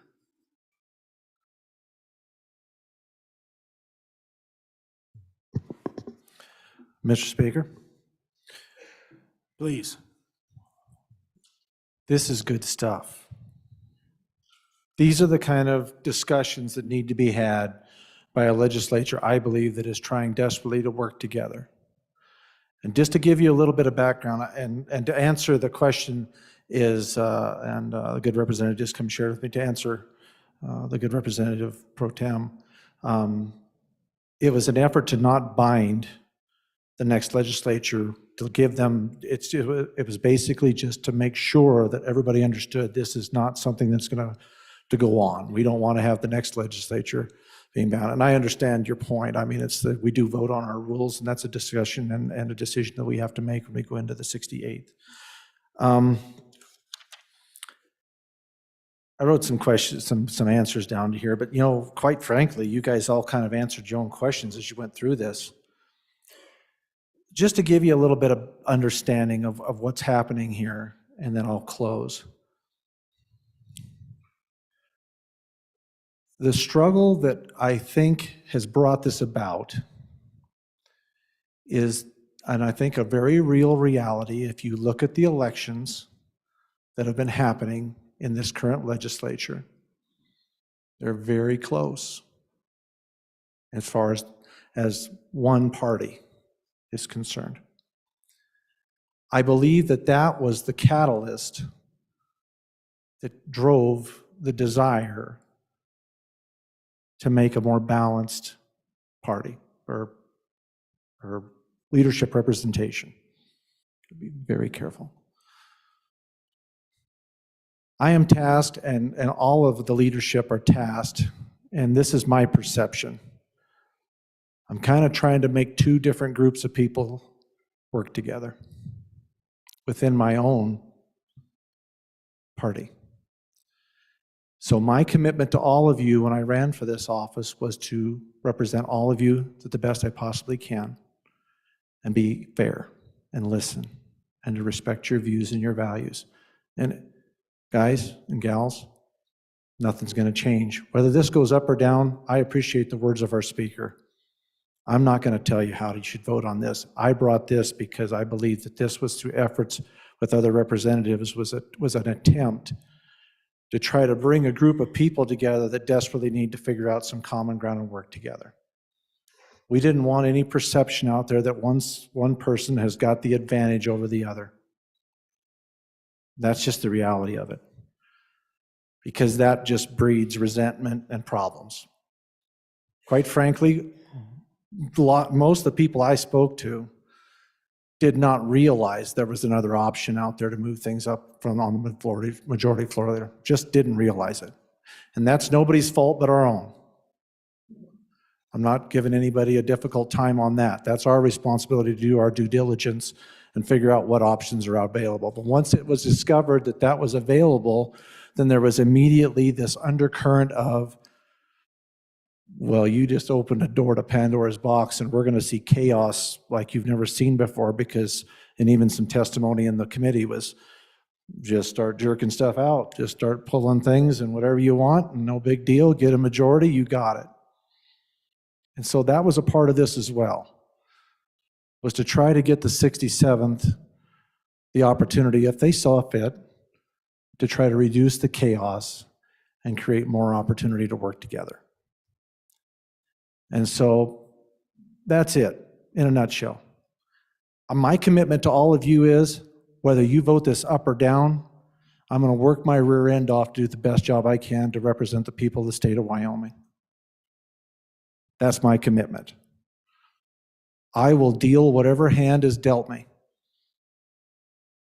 I really appreciate a lot of the words that have been shared, and I think the speaker, I don't want to speak for him, but I think he appreciates the sign of support from all of you out there that we're trying to work together. And I have really appreciated his leadership on this and his willingness to let all sides be heard and try to be sensitive to everyone. And folks, that's what I've tried to do here too. If this is too high of a bar, that's your choice. We simply offered this to bring balance in an effort to keep people from saying somebody's got the upper hand. Because we kind of do have two different people in positions here that, really nobody expected when that happened. Just the way it is. But I commit to all of you to work together with you, no matter what your decision is. So up or down, I am your majority floor leader, and I will do the best that I possibly can for all of you. That said, Mr. Speaker, that's it. All right. Thank you for the great debate, House. So on the question of House Rule number 3, all those in favor of House Rule number 3 signify by saying aye. Aye. All those opposed? No. Chair is in doubt. All those in favor stand.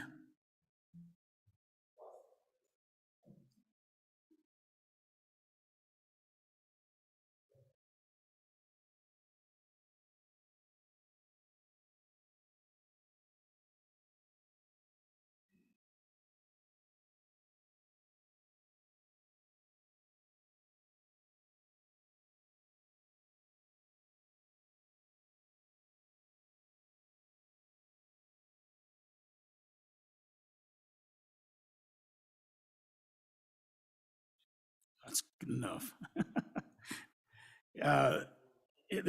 Maybe you better get more, 38 or 39, that's more than enough, so. Go ahead and count again. Count one more time, see what you get.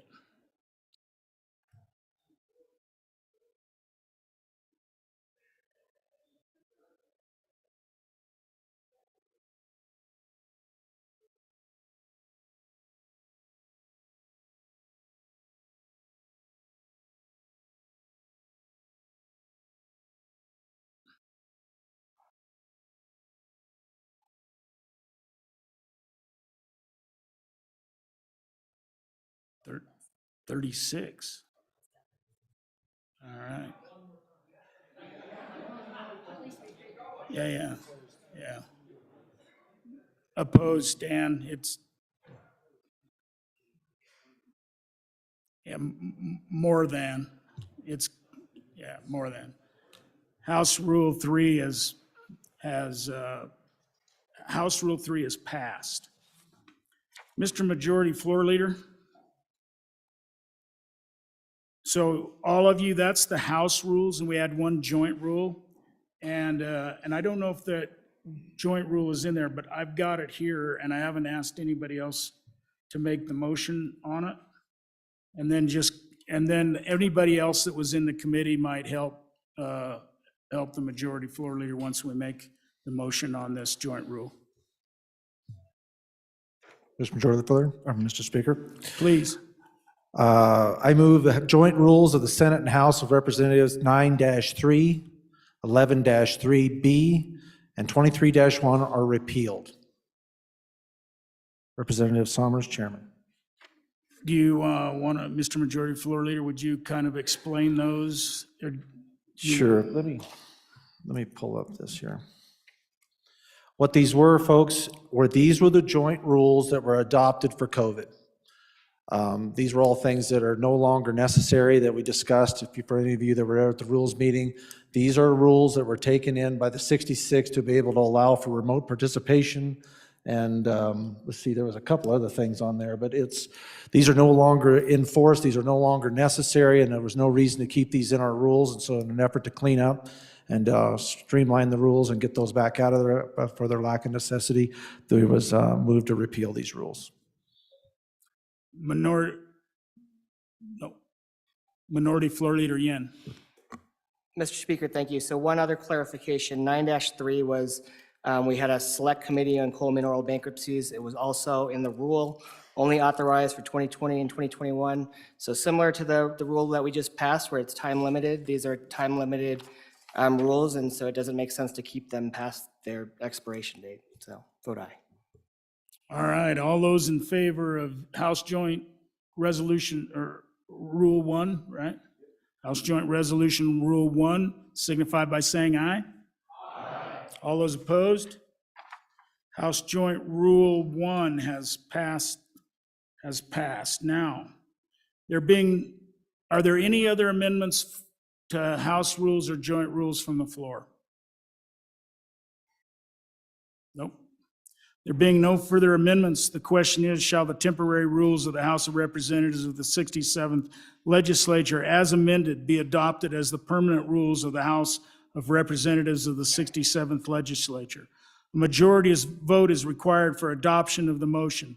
The Chief Clerk will call the roll. Element? Allred? Andrew? Angelos? Banks? Bear? Berger? Brown? Burkhart? Byron? Chadwick? Chestick? Clauston? Conrad? Crago? Davis? Eklund? Haroldson? Harshman? Heiner? Henderson? Hornock? Jennings?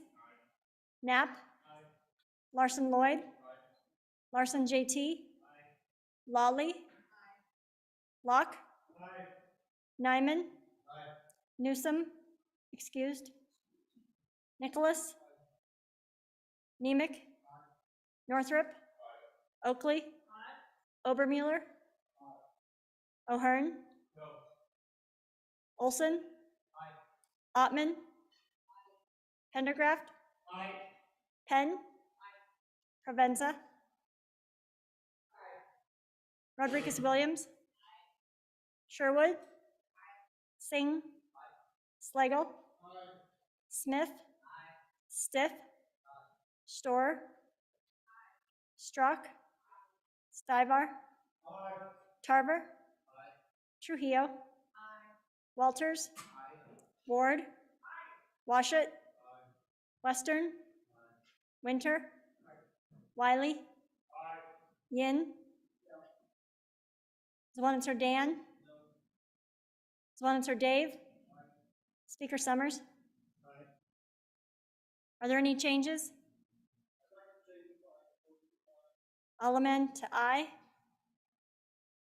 Any changes? Yin? No to aye. Harshman? No to aye.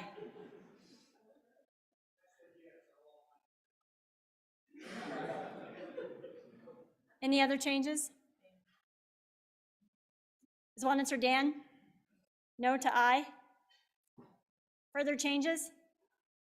Closing vote. Vote closed. 60 aye, 1 no, 1 excused. By your vote, you have adopted the temporary rules of the House of Representatives of the 67th Legislature as amended as the permanent rules of the House of Representatives of the 67th Legislature. Well, congratulations. We have rules.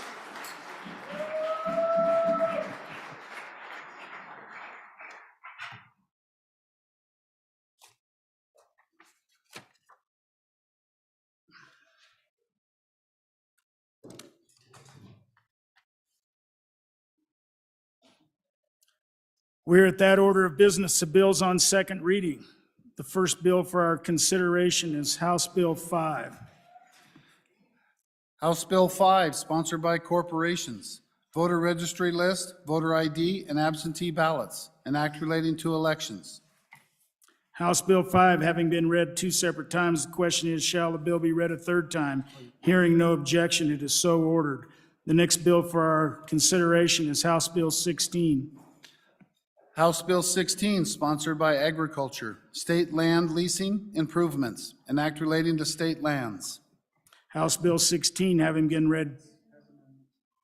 Oh, it has amendments. Oh, it does. All right. Just a minute. Chairman Harshman. Thank you, Mr. Speaker. Mr. Speaker, I would move second reading amendment number 1 to House Bill 16 and ask your favorable consideration. Members, if you can pull that up.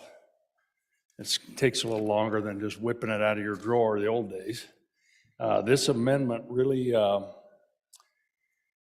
we had the Office of State Lands was in the Revenue Committee too. It was assigned to us by Management Council. We worked on a couple issues to try to, it's our constitutional duty to maximize the value of those lands for our state. And one of the issues was, in fact, in this bill sponsored by Joint Agriculture. And Point of order. Representative Crago, what's your point? Mr. Speaker, I believe I'd like to request a Rules Committee on the germaneness of the amendment. Rules Committee, come to the front.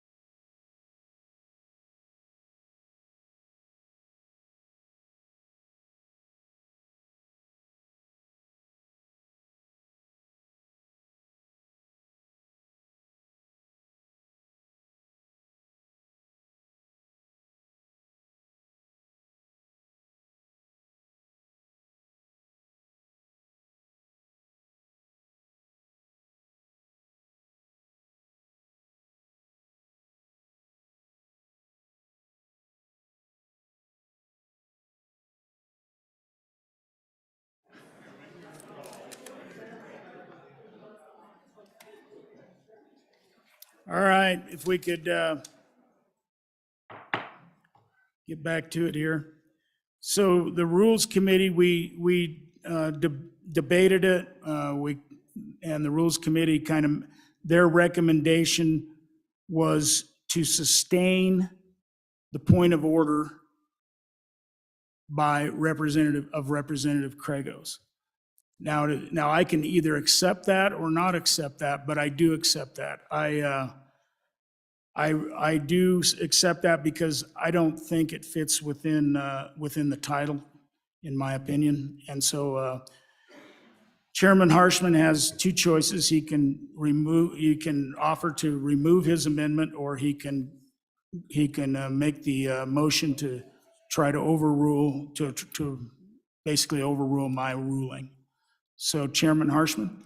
Thank you, Mr. Speaker. I respectfully withdraw this beautiful second reading amendment, number 1, to House Bill 16, and we'll visit some more tomorrow. Thank you, Mr. Speaker. Thank you, Chairman Harshman. All right. Let me pull back here. All right, House Bill 16, having been read 2 separate times, the question is, shall the bill be read a 3rd time? Hearing no objection, it is so ordered. The next bill for our consideration is House Bill 17. House Bill 17, sponsored by Agriculture, State Lands, Grazing of Non-Owned Livestock, an act relating to state lands. House Bill 17, having been read 2 separate times, the question is, shall the bill be read a 3rd time? Hearing no objection, it is so ordered. The next bill for our consideration is House Bill 29. House Bill 29, sponsored by Education, Community College Funding, Distance Education Credit Hours, an act relating to community college funding. We have amendments. Speaker Pro Tem Stith. Mr. Speaker, thank you. Members, I move the adoption of Amendment 1 to House Bill 29 on second reading and ask for your favorable consideration. What this amendment does is says that distance learning education may be classified as a level 1 class, but not level 2 or level 3. And if you remember from our discussion a few days ago, right now distance education is at 0.8. So this represents as you may recall, the level 1 classes, it's my understanding, tend to be lecture classes, whether that's history or English or criminal procedure, something like that. Whereas the level 2 and level 3 classes are things that require a lot more cost on the part of the community colleges, such as welding, nursing, that kind of thing. This amendment's not perfect, but what I think it does is it puts a lid on the allocation of resources to distance education in recognition of the fact that distance education should lead to some efficiencies. There should be some efficiency if you can teach things remotely. So that's the amendment. Thank you. Chairman Northrup for your first time. Thank you, Mr. Speaker. I'd like to address this in that when you look at what happens in the 2 other levels, the 1 level is a laboratory that's a fairly easy laboratory to run, doesn't require a lot of material to be boxed up and put into the mail and shipped off to a student so that that student then has the same lab material as everybody else does, and they can do these labs online. And we're talking about online classes. Level 2, of course, is the ones where you got to box up a whole bunch of stuff and it costs lots of money what you're putting in the box, and you don't expect to get it back because it's not going to come back. You don't know what will happen to it. So that's where the cost lies, is in actually getting that material out to the students and making sure that they're all on the same page as the students that are in class with you, because the students in class with you, they get to see this stuff, they get to work it with their hands, but these online students don't have that opportunity. And so I just want to make sure everybody understands that it costs a lot more money for level 2 and level 3, and so therefore I'm against the amendment. Thank you. Representative Brown for your first time. Thank you, Mr. Speaker. Ladies and gentlemen, this was our fun bill that we had just a couple days ago. And there was a lot of questions peppered at me. It's like taking buckshot and trying to figure out which ones to pull out first here. And to be honest with you, it was a really good discussion. And I think it brought a lot of good information forward. So I kind of gave my commitment that I would get a lot of the information out to you as soon as I possibly could. And I tasked our community colleges to get us some information. And so inside your box, your mailbox, the good speaker reminded you this morning to go out there and check your mail. And without showing a prop, I'm just going to let you know there is a piece of paper that gives you a lot of the information that we were talking about, okay?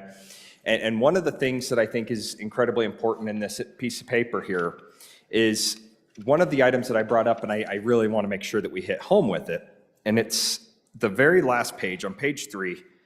It's the second to last bullet point, and it says, distance education students must have access to all the same services that their counterparts do in a non-distance education facility. That includes things like a library, tutors, business office hours, those types of things, and that it goes into that, right?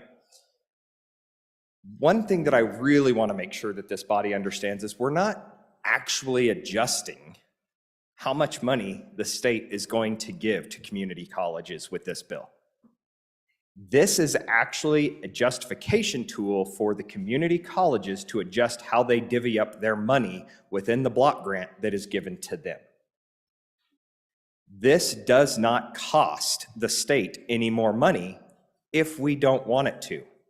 And I made a joke, but it's quite literal, that our appropriations team can sleep well at night knowing that they control how much money goes to our community colleges and state aid. Plain and simple. There is no adjustment to how much money they can or cannot give if we pass this bill the way that it is based on the course content level. So that's all we're doing, is allowing the community colleges to basically look at this and say, hey, we see a value in applying this 1.0, 1.25, and 1.5 to their own block grant model. That's really what we're trying to get to the crux of here. Now, let's take this a step further and assume that they did want to increase funding. How much money are we talking about? That was the big question. We heard a discussion, and it is one of the counterpoint on the page 3 here as well, was the discussion is that this is going to cost potentially hundreds of millions of dollars if we do this. That's no way we're going to see hundreds of millions of dollars in what we're going to actually see here. So the figure that you see before you with this particular amendment, if we take everybody from a 0.8 to a 1.0, is going to be about a $400,000 difference to the state budget. If, and that's underlined, italicized, and bolded, if the Appropriations Committee decides to give them that $400,000. Without this amendment, it's an adjustment of about $600,000. Now, the question was also asked yesterday or on Friday, well, how do we know that this is indeterminable? It just seems like we can't get this information. Really what it boils down to, ladies and gentlemen, is these courses are being taught online right now, and so they're being taught at this 0.8 level. And so what they have to do is they have to bring all these courses back in and say, okay, is this a lab? Is this a level 1? Is this a lecture at a level 1? Is this a lab at level 2? Or is this an intensive lab at level 3? That's why it's indeterminable right now, is they don't have all that information because it's being redone at this 0.8 level. So vote this up, vote this down. I honestly, I gave my rah-rah speech to have this discussion and kept it as we did. I'm not going to fight too hard on this because this actually gives the colleges at least the opportunity to bring their allocation up to a 1.0. But to the good bringer who is from appropriations, again, recognizing that they can still deny any amount of money that these community colleges come and request for. It's not changing how we appropriate money to the community colleges. This is simply just giving the community colleges the opportunity to adjust how they allocate the funding based off of the head count that they have within their school system. Thank you, Mr. Speaker. Representative Obermueller for your first time. Thank you, Mr. Speaker. I want to bring this back to basically the simple notion that we're dealing with here. And that is, let the course be the course. Let the course be the course. In my accounting practice, with your point of entry into my practice, could have been over the phone, might have been a Zoom call, you might come into the office. Didn't change the nature of the fee structure or what it costs to service the client. It's exactly the same thing here. Let the course be the course. Everything costs the same. Thank you. Anybody else for their first time? Anybody for their second time before the sponsor? Representative Stiff. Mr. Speaker, thank you. So I think this, as amended, if this amendment is adopted, it still represents a pretty substantial bump up from how they are allocated right now. Right now, distance education is 0.8. And so to go from 0.8 to 1 is actually a 25% increase. That does, and the representative from District 9 is correct that it does not directly affect the budget because these level 1, level 2, level 3s are about how they slice up the pie internally. That's true for this cycle, but it has an indirect effect on the next cycle for funding because if I were the Community College Commission, I would say, well, this distance education, these courses don't cost 0.8, they cost 1, and so therefore we need that much more money. So I'm expecting not this cycle, but next cycle will be the budget request, and we really don't have good numbers on what that would be. I think this is sort of a reasonable middle ground. We don't have information that very many distance education courses, such as welding, are being offered online. Most of the courses that are offered are the level 1. So I don't think in substance this is a dramatic change to the bill, but I think it's a fair change. Thank you. Thank you. So all those in favor of second reading amendment number 1 to House Bill 29 signify by saying aye. Aye. All those opposed? No. House, second reading amendment number 1 to House Bill 29. Second reading amendment number 1 to House Bill 29 has failed. House Bill 29 having been read 2 separate times, the question is, shall the bill be read a third time? Hearing no objection, it is so ordered. The next bill for our consideration is House Bill 39. House Bill 39, sponsored by Transportation, verifying the veteran designation on Wyoming driver's license, an act relating to motor vehicles. House Bill 39 having been read 2 separate times, the question is, shall the bill be read a third time? Hearing no objection, it is so ordered.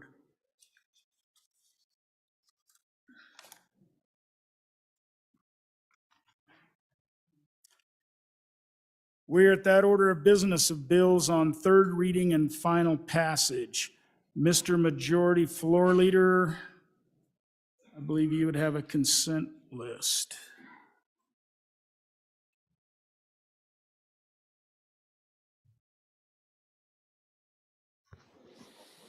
Mr. Speaker, Please.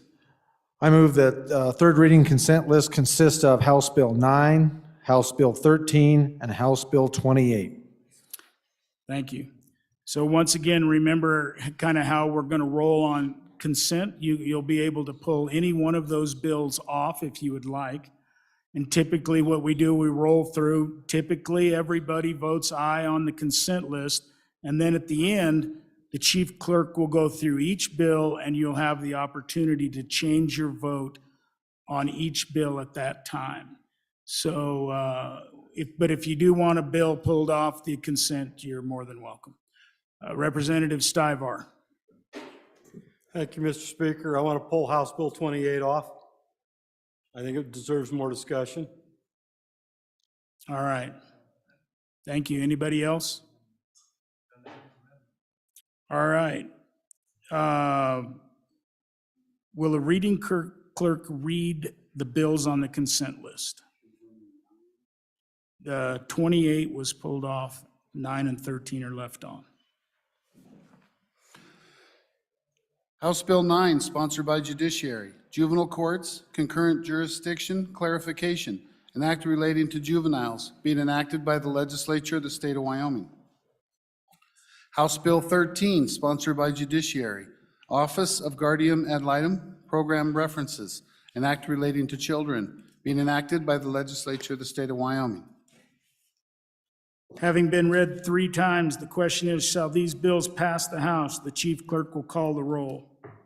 Allemande? Allred? Andrew, Angelos, Find it, not right now. Banks, Bear, Berger, Brown, Burkhart, Byron, Chadwick, Chestick, Klauston, Conrad, Crago, Davis, Eklund, Haroldson, Harshman, Heiner, Henderson, Hornock, Jennings, Knapp, Larson Lloyd, Larson JT, Lawley, Locke, Nyman, Newsom, excused, Nicholas, Nemec, Northrup, Oakley, Obermuller, O'Hearn, Olson, Ottman, Pendergraft, Penn, Provenza, Rodriguez Williams, Sherwood, Singh, Slagle, Smith, Stith, Storer, Strock, Stivar,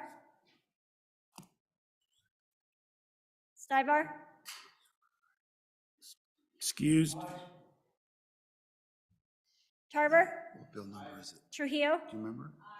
Walters, Ward, Washit, If I can find it. Western, Winter, Wiley, Yin, Swanenser Dan, Swanenser Dave, Speaker Summers. Aye. 61 aye, 1 excused.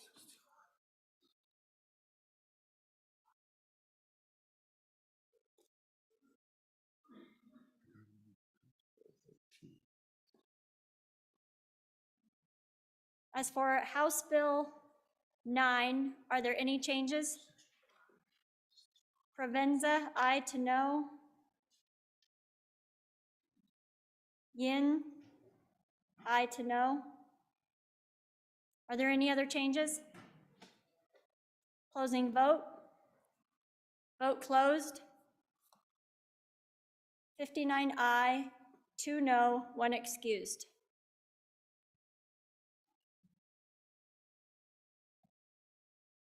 As for House Bill 13, are there any changes? Any changes? Closing vote. Vote closed. 61 aye, 1 excused.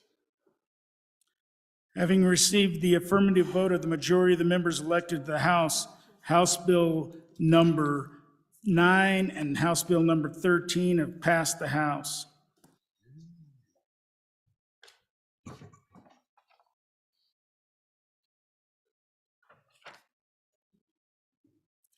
We're at that order of business of bills on third reading and final passage. The next bill for our consideration is House Bill 28.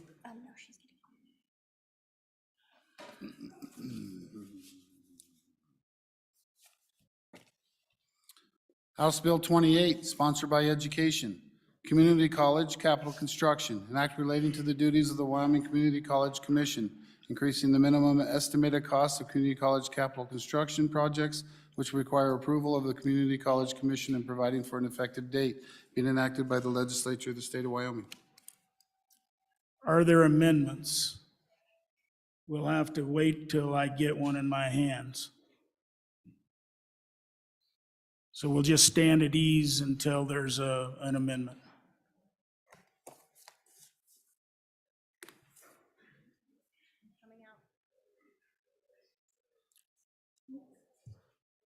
Just has a delete the inactive clause. Okay, it just got put.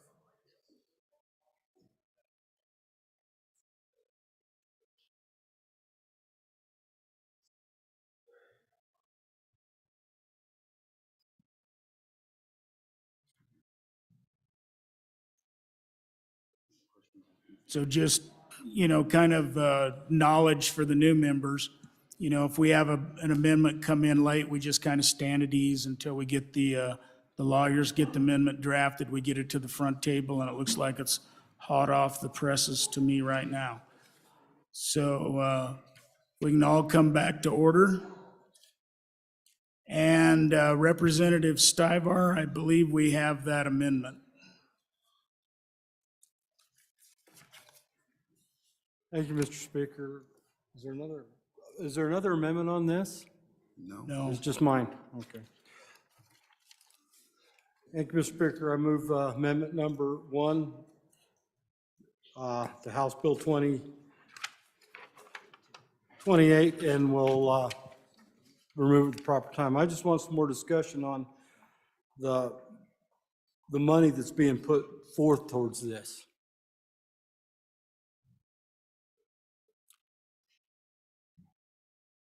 Is there anybody would like to speak for their first time on this amendment? Chairman Northrup, for your first time? Thank you, Mr. Speaker. I wasn't here for the full dissertation that took place on this bill. So I'm going to recap it quickly and move into how this works. So the commission looks at every college's request to spend money over, used to be $100,000. And they came to us and said, you know, $100,000 doesn't buy diddly squat anymore in major maintenance. So we would like to see it raised. And the number was asked, what do you think it should be raised to? They said, well, $500,000 would be good. At least we'll be able to not be meeting all the time and be looking at all these major maintenance requests that come up. So the committee then, at that time, House Education Joint, took it to $250,000.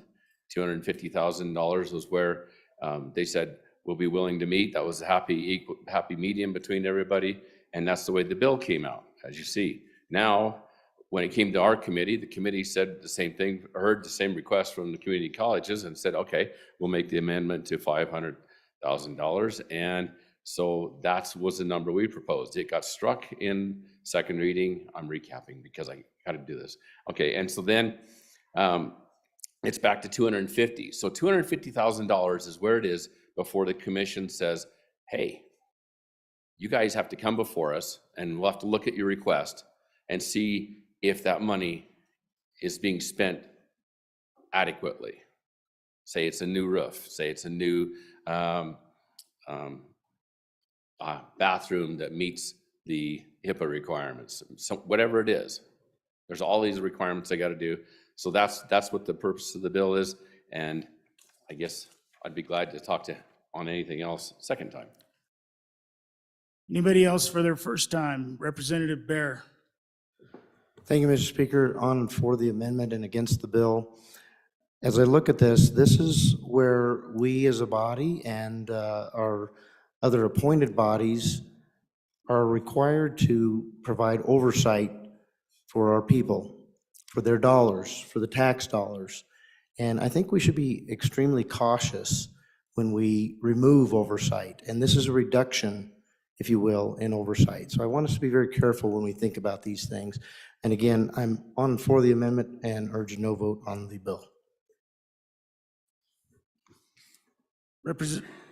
Chairman Brown, for your first time. Thank you, Mr. Speaker. Ladies and gentlemen, one piece of information that the good chairman of education just kind of forgot to bring up as well is that this was ultimately just an inflationary adjustment. It's been 15 years since this was originally looked at. It was put in at the $100,000. The committee, through the processes, took it to $500,000, then back down, and we set it to $250,000. In all honesty, if you take this from the inflationary adjustments to where we were at, 15 years ago when it was brought forward, we're nowhere near what the inflationary adjustment should be. But the $250,000 does allow the commission, which I think it's important to understand the commission, right? The commission is appointed by the chief executive of the state and has members from all over the state, and they all get to meet. Well, when they meet, that costs money. We actually, out of our budget that we supply the commission, we have to pay those commissioners every time they travel. So we pay them mileage, we pay them hotel rooms, and then we pay for the daily wages, just like we do here in this room when every time we meet. Well, I want to say there's 13 commissioners, if I remember right, that we have to pay that for. So it's actually a budget cost to us every time that they have to be called to meet these statutory obligations for us to review everything over $100,000. Now, my suspicion is, and I could probably go find this, maybe I can try to really hustle this up and do it between first and second time here, to give you an understanding of how much money we actually spend sending our commissioners to approve things over $100,000 every single time it comes up. My suspicion is that it's probably about equitable to $150,000 that we're asking to do here, to allow these community colleges to go through the process of not having to call a commission meeting every single time they have something that goes up and over the $100,000. We are talking about ADA compliance. We are talking about boilers. We're talking about many other things that are occurring at these community colleges. And $250,000 is, I tend to agree. I necessarily don't think I would have been going for the 500,000 personally either. I think the 250 is a good mark. But to hamstring us and then if we want to be fiscally responsible, to continue to require these community colleges every time they have something that comes up that just is $101,000 or $106,000, we're going to pony up all that money every single time that we have a commissioner or we have those commissioners that have to meet across the state. And we're going to pay them to do this every single time. And again, I'll see if I can't find how much money we spent sending those commissioners around the state. So that's really the biggest thing that we're trying to do is just inflationary adjustment on this, but vote your conscience on this. Thank you, Mr. Speaker. Representative Pendergraft for your first time. Mr. Speaker, this is my last paper clip. I want to explain a little bit about my background so you understand what I'm saying. I have a background in facility maintenance and rental maintenance. I've done those things. I have managed budgets in the military for several $1 million, maintenance budgets. And I understand how cumbersome it is. Yes, we need oversight. But I understand how cumbersome it is and how much more costly it can be if every time you turn around, you got to go back through the same system. Additionally, sometimes things in a facility are an emergency and you need to move now. The other aspect that I want to throw out there is I really hate somebody looking over my shoulder at every last thing I do, second guessing every move that I make. Either you trust the people you got in this position or you don't. That doesn't mean carte blanche, doesn't mean I would give them nowhere near $500,000. I'm not here to debate the merits of the relative values. But the perspective from someone who is charged with taking care of this responsibility and understanding how much more it costs every time you've got to go through all of these hoops to get a simple thing done. If I read, and I just looked at the amendment, it said strike entirely. Does that mean that every time somebody has to spend $1, they've got to go have it reviewed? That's not reasonable. I leave it to this great body to determine what that amount should be. Perhaps an amendment is in order to change it if you're not comfortable with 250. I just wanted to add a little bit of insight about what it's like for a person that does this job to try to do it effectively and efficiently and not have to feel like everybody's hanging over your shoulder every minute that you go. Thank you for your attention. Thank you, and it's a good reminder for me to remind everybody what a delete the enacting clause means. It's just a method we have in the House in order to debate the merits of the bill. So at the proper time, at the end of everybody's second time, the good bringer of this amendment will pull that amendment, and then we'll vote on the bill. So it's a method by which we debate the bill. Representative Larson, are you looking for a mic? Oh. Representative Ottman. Thank you, Mr. Chairman. I want to thank the last two speakers for the information that they were able to give, because it is difficult when you're working at a facility to do your job effectively, to watch out for good times to purchase, good times to do things. My question to the bringer is this something that is within the budgeting so that everything is in there and that they have that opportunity to know how many jobs they can do or what's there? Or if that could, I guess basically, are the superintendents and the board knowledgeable of how this would work, and would it go in smoothly? Thank you. Representative Larson for your first time. Thank you, Mr. Speaker. I think perhaps if we track how this funding goes, and maybe we can relieve some of the concern about oversight and the responsibility we have as elected officials to see how this money is spent. So we appropriate the money to the community colleges. Each community college then has on these state funds has the flexibility. We raise it to $250,000. Anything over that would come back to the Community College Commission, not to us, to the commission for approval. I think that there's some concern that up to that $250,000 then, maybe there's no oversight, but that's, remember, who makes those decisions at the community college level. That's your board of trustees, who were elected just like you and have a responsibility for financial oversight to make sure that these dollars are spent well. So I don't think we've subordinated any elected or protection of how we use funds that were generated by the public. So I support this bill, and I just think if we understand that there is more oversight, maybe it'll relieve some of that angst. Minority Floor Leader Yin. Mr. Speaker, thank you. So maybe a question to the Education Committee, and an Education Committee member could elucidate.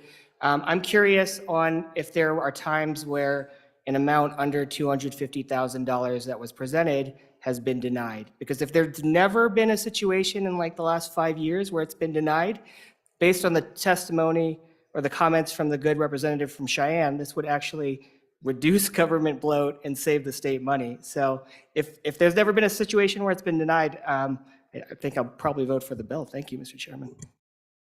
Representative Hornock for your first time. Thank you, Mr. Speaker. So I think one of the points that's made is valid, where we do need to give the facility managers, the personnel at the university, an amount of oversight over what they do, and allow the process to speed up a little bit.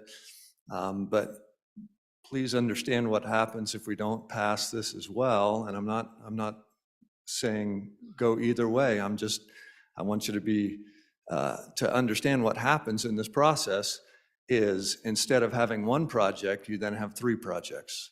You have a design project, you have a demo project, and you have a construction project.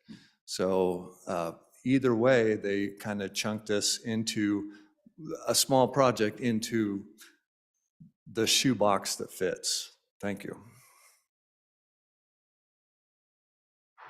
Anybody else for their first time? Representative Davis. Mr. Speaker, this could be I would like to run an amendment, okay? Sorry, we're on an amendment right now. So do you want to speak on this amendment? We're on the deleting the enactment clause amendment. When that is done, you have an amendment, and we'll bring your amendment up. Okay, I'll wait my turn. Thank you, Representative Davis. Representative Jennings for your first time. Thank you, Mr. Speaker. I nearly got up the other day when we were debating this, but it has been brought up several times about inflation. And I see the need for oversight perhaps even higher when they're in times of inflation, because we want to get the most for our dollars. And it just seems like that to move this 150,000, it just seems like a lot. So against the bill, the amendment. Representative Obermueller for your first time. Thank you, Mr. Speaker. Just to reiterate the point that the last time, with the $100,000 number came to us in 2008. So if you put that $100,000 through a consumer price index inflation calculator, which all you can do at your desk right now, you'll see that in 2023, adjusted for inflation, this number would be 360,000. So at 250, we're even below an inflation adjustment. So I think it's a very conservative approach. Thank you. Anybody else? Representative Allemand. Mr. Speaker, Please. you know, we've been talking a lot about inflation, of all the inflation that's hit the government. But what about the inflation that's hit our people? There is such a problem out there right now with our high taxes.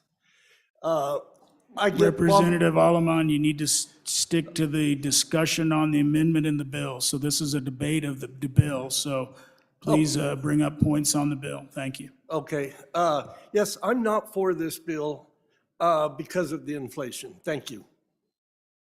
Thank you. Anybody else for their first time? Anybody else for their second time before the bringer of the amendment? Representative Brown. Thank you, Mr. Speaker. Ladies and gentlemen, I was able to get the information that I was speaking about. I just want to relay the information. So number one, I misspoke. It's 7 commissioners. I was thinking different board, so my apologies there. It is 7 commissioners for this. And then on top of that, the standard budget request last year for the meetings was $34,000 for these commissioners to meet. So a little bit more information that I did receive on this as well is it is very, if there was any recognition that these have ever been denied, it's not known to anybody at this point. What was recognized is that when these projects come up, what ends up happening is the commissioners work with these colleges to ensure that they are good quality projects and that they are not just being willy-nilly sent through the process and hoping to be rubber stamped and sent through, that they are highly vetted. These are people that are appointed by our chief executive to overwatch this for a reason. And they make sure that these are good projects and that they are not just a rubber stamp, that they are actually reviewed to make sure that they meet all the criteria before they're sent through. So I just want to make sure that there's good, clean information out here. Again, $34,000 was the standard budget, so nowhere near that $100,000 that I was asking or saying earlier, and 7 commissioners, and then that these are extremely vetted before they even come to the commission for final approval. Thank you, Mr. Speaker. Chairman Northrup for your second time. Thank you, Mr. Speaker. So I hope to kind of wrap this up and just make sure that everybody understands this is the commission that's worrying about this money and how it's being spent.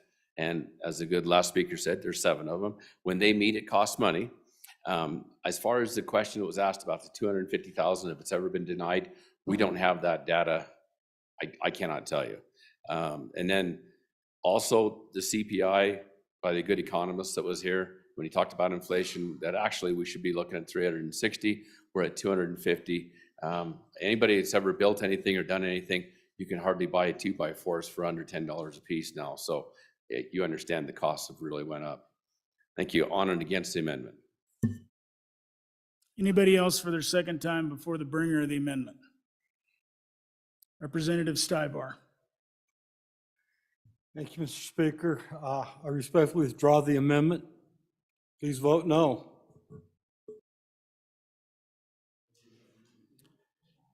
So Representative Davis, I think we have an amendment from you. Representative Davis, you'll need to move that amendment too.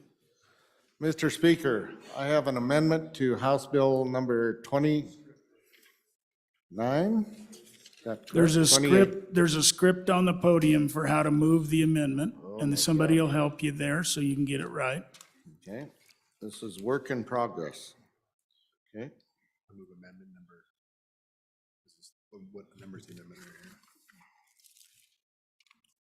So I move amendment number 2 to House Bill 47. Mr. Speaker, I move amendment number 2 in House Bill 47.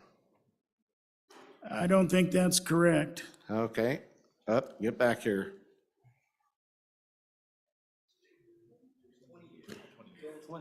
House Bill 28.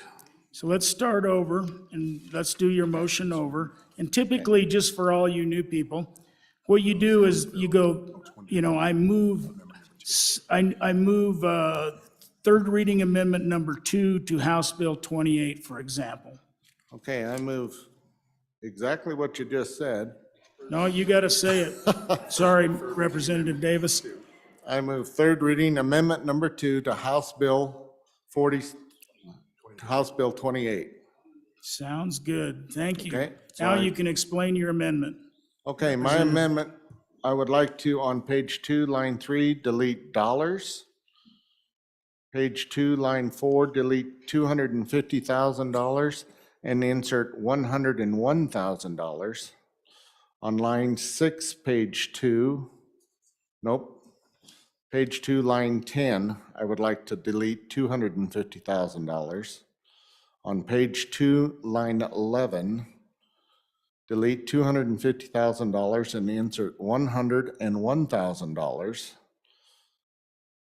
On line 15, I would like to delete 2. On line 16, delete line through 250,000 and insert $101,000. That's my amendment. And the reason is that, okay, then I give you my reason. Okay, my reason, I believe this is in my opinion, is a knee-jerk reaction to a temporary issue, inflation, okay? As you know, inflation moves up and moves down. This bill is increasing the spending authority without a solution to bring it back down.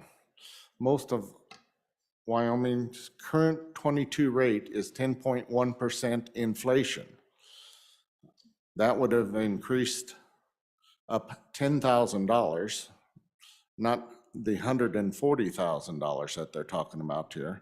The people across Wyoming adjust their personal budgets to account for inflation, and I think it's our responsibility as legislators to be accountable to the taxpayers. And I urge you to vote yes on Amendment 2 to House Bill 28. Is that pretty good? Representative Davis, that's a start. That's good. Thank you, Mr. Speaker. Chairman Northrup, for your first time. Thank you, Mr. Speaker. So as you could tell, $101,000 is definitely an increase over what it was before. I would urge you to resist this amendment. There's lots of reasons we could talk about, but for the sake of time being owing to the hour, please resist. Question having been called, all those in favor of third reading amendment number 2 to House, well, Representative Davis, you really do get the opportunity to come back to the mic and count. Oh, hold it. We got Representative Obermueller wants to speak first too. Thank you, Representative Mr. Obermueller. Speaker. I just want to point out that the inflation period we're talking about is from 2008 through 2022, 23. It's over a long period of time, so we're not creating inflation with this. We are reacting to what's happened in the past, and in a sense, just barely. So thank you. Thank you. Representative Davis. Oh, we got Jennings for his first time. Representative Jennings. Thank you, Mr. Speaker. I think there's been some calculations here, and I would challenge a little bit, perhaps, the inflation rate. It seems like it would come out closer to like 170, I believe is what it was. So those numbers might not be totally accurate all the way across, and it depends on where you choose to start the inflationary period. Anybody else for their first time? Anybody else? Representative Clouston for your first time, if you want. Representative Provenza for your first time. Thank you, Mr. Speaker. To my colleague right here, I don't have a PhD in statistics or economy, but I will say, based on the data, it looks like inflation has not gone down since the 1950s. So it goes one direction, not the other direction usually. Thank you, Mr. Speaker. Representative Clouston for your first time. Thank you, Mr. Speaker. I just want to be clear that we're not appropriating more money. This money has already been appropriated. What we're saying here is that the oversight now does not have to be presented to the commission until it hits $250,000. So what we're doing here is we're giving the colleges the chance to run their own colleges and to spend the money that's already been appropriated without so much oversight. So I think we need to let these institutions know what's best for themselves and support the $250,000 amendment. Thank you. Anybody else for their first time? Representative Berger for your first time. Yes, thank you, Mr. Speaker. And yes, I agree to this. The oversight is just a lot. And again, back to the point of giving them local control and control of their places, and this will help them. Thank you. Anybody else for their first time? Anybody else? So anybody for their second time before the bringer of the amendment?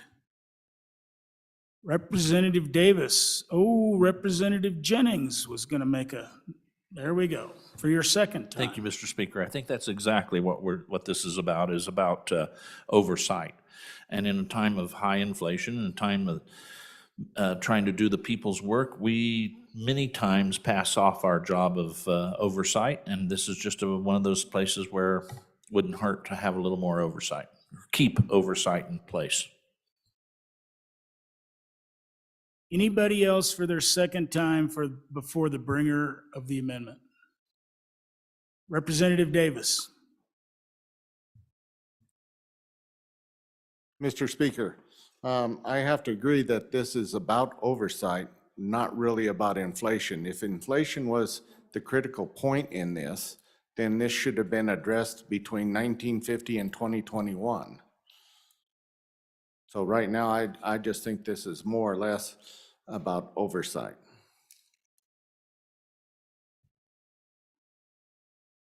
All right. Question having been called, all those in favor of third reading amendment number 2 to House Bill 28 signify by saying aye. Aye. All those opposed? No. Third reading amendment number 2 to House Bill 28 has failed. All right. House Bill 28 having been read 3 separate times, the question is, shall the bill pass? Chief Clerk will call the roll. Elliman. Allred. Andrew. Angelos. Banks. Bear. Berger. Brown. Burkhart. Byron. Chadwick. Chestick. Clauston. Conrad. Crago. Davis. Eklund. Haroldson. Harshman. Heiner. Henderson. Hornock. Jennings. Knapp. Larson Lloyd. Larson JT. Lawley. Locke. Nyman. Newsom excused. Nicholas. Nemec. Northrup. Oakley. Obermueller. O'Hearn. Olson. Ottman. Pendergraft. Penn. Provenza. Rodriguez-Williams. Sherwood. Singh. Slagle. Smith. Stiff. Storer. Strzok. Stivar. Tarver. Trujillo. Walters. Ward. Washut. Western. Winter. Wiley. Yin. Swanser Dan. Swanser Dave. Speaker Summers.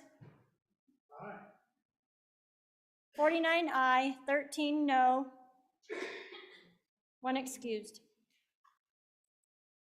House Bill 28 having received the affirmative vote of the majority of the members elected to the House, House Bill 28 has passed the House. So just a kind of a note to the new members and to Representative Davis, thank you for, trying and, giving that a shot. And one thing when you bring an amendment, new members, to think about, you'll notice that the same thing was repeated about 4 times in that amendment in different lines. And really, you can go to the mic and say, I'm moving the money from 250,000 to 101,000, and all of these lines are conforming the amendment to the bill. And it saves you some time and explains the amendment just as well as if you hadn't.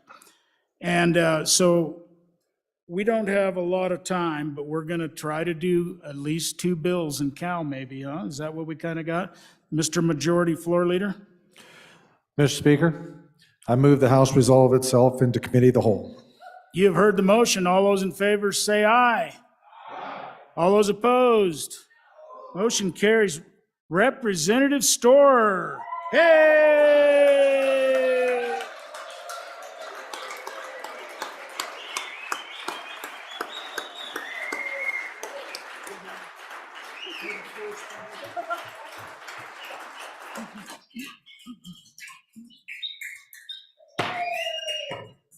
The Committee of Whole will please come to order. The first bill for our consideration is House Bill 50. The reading clerk will read the bill.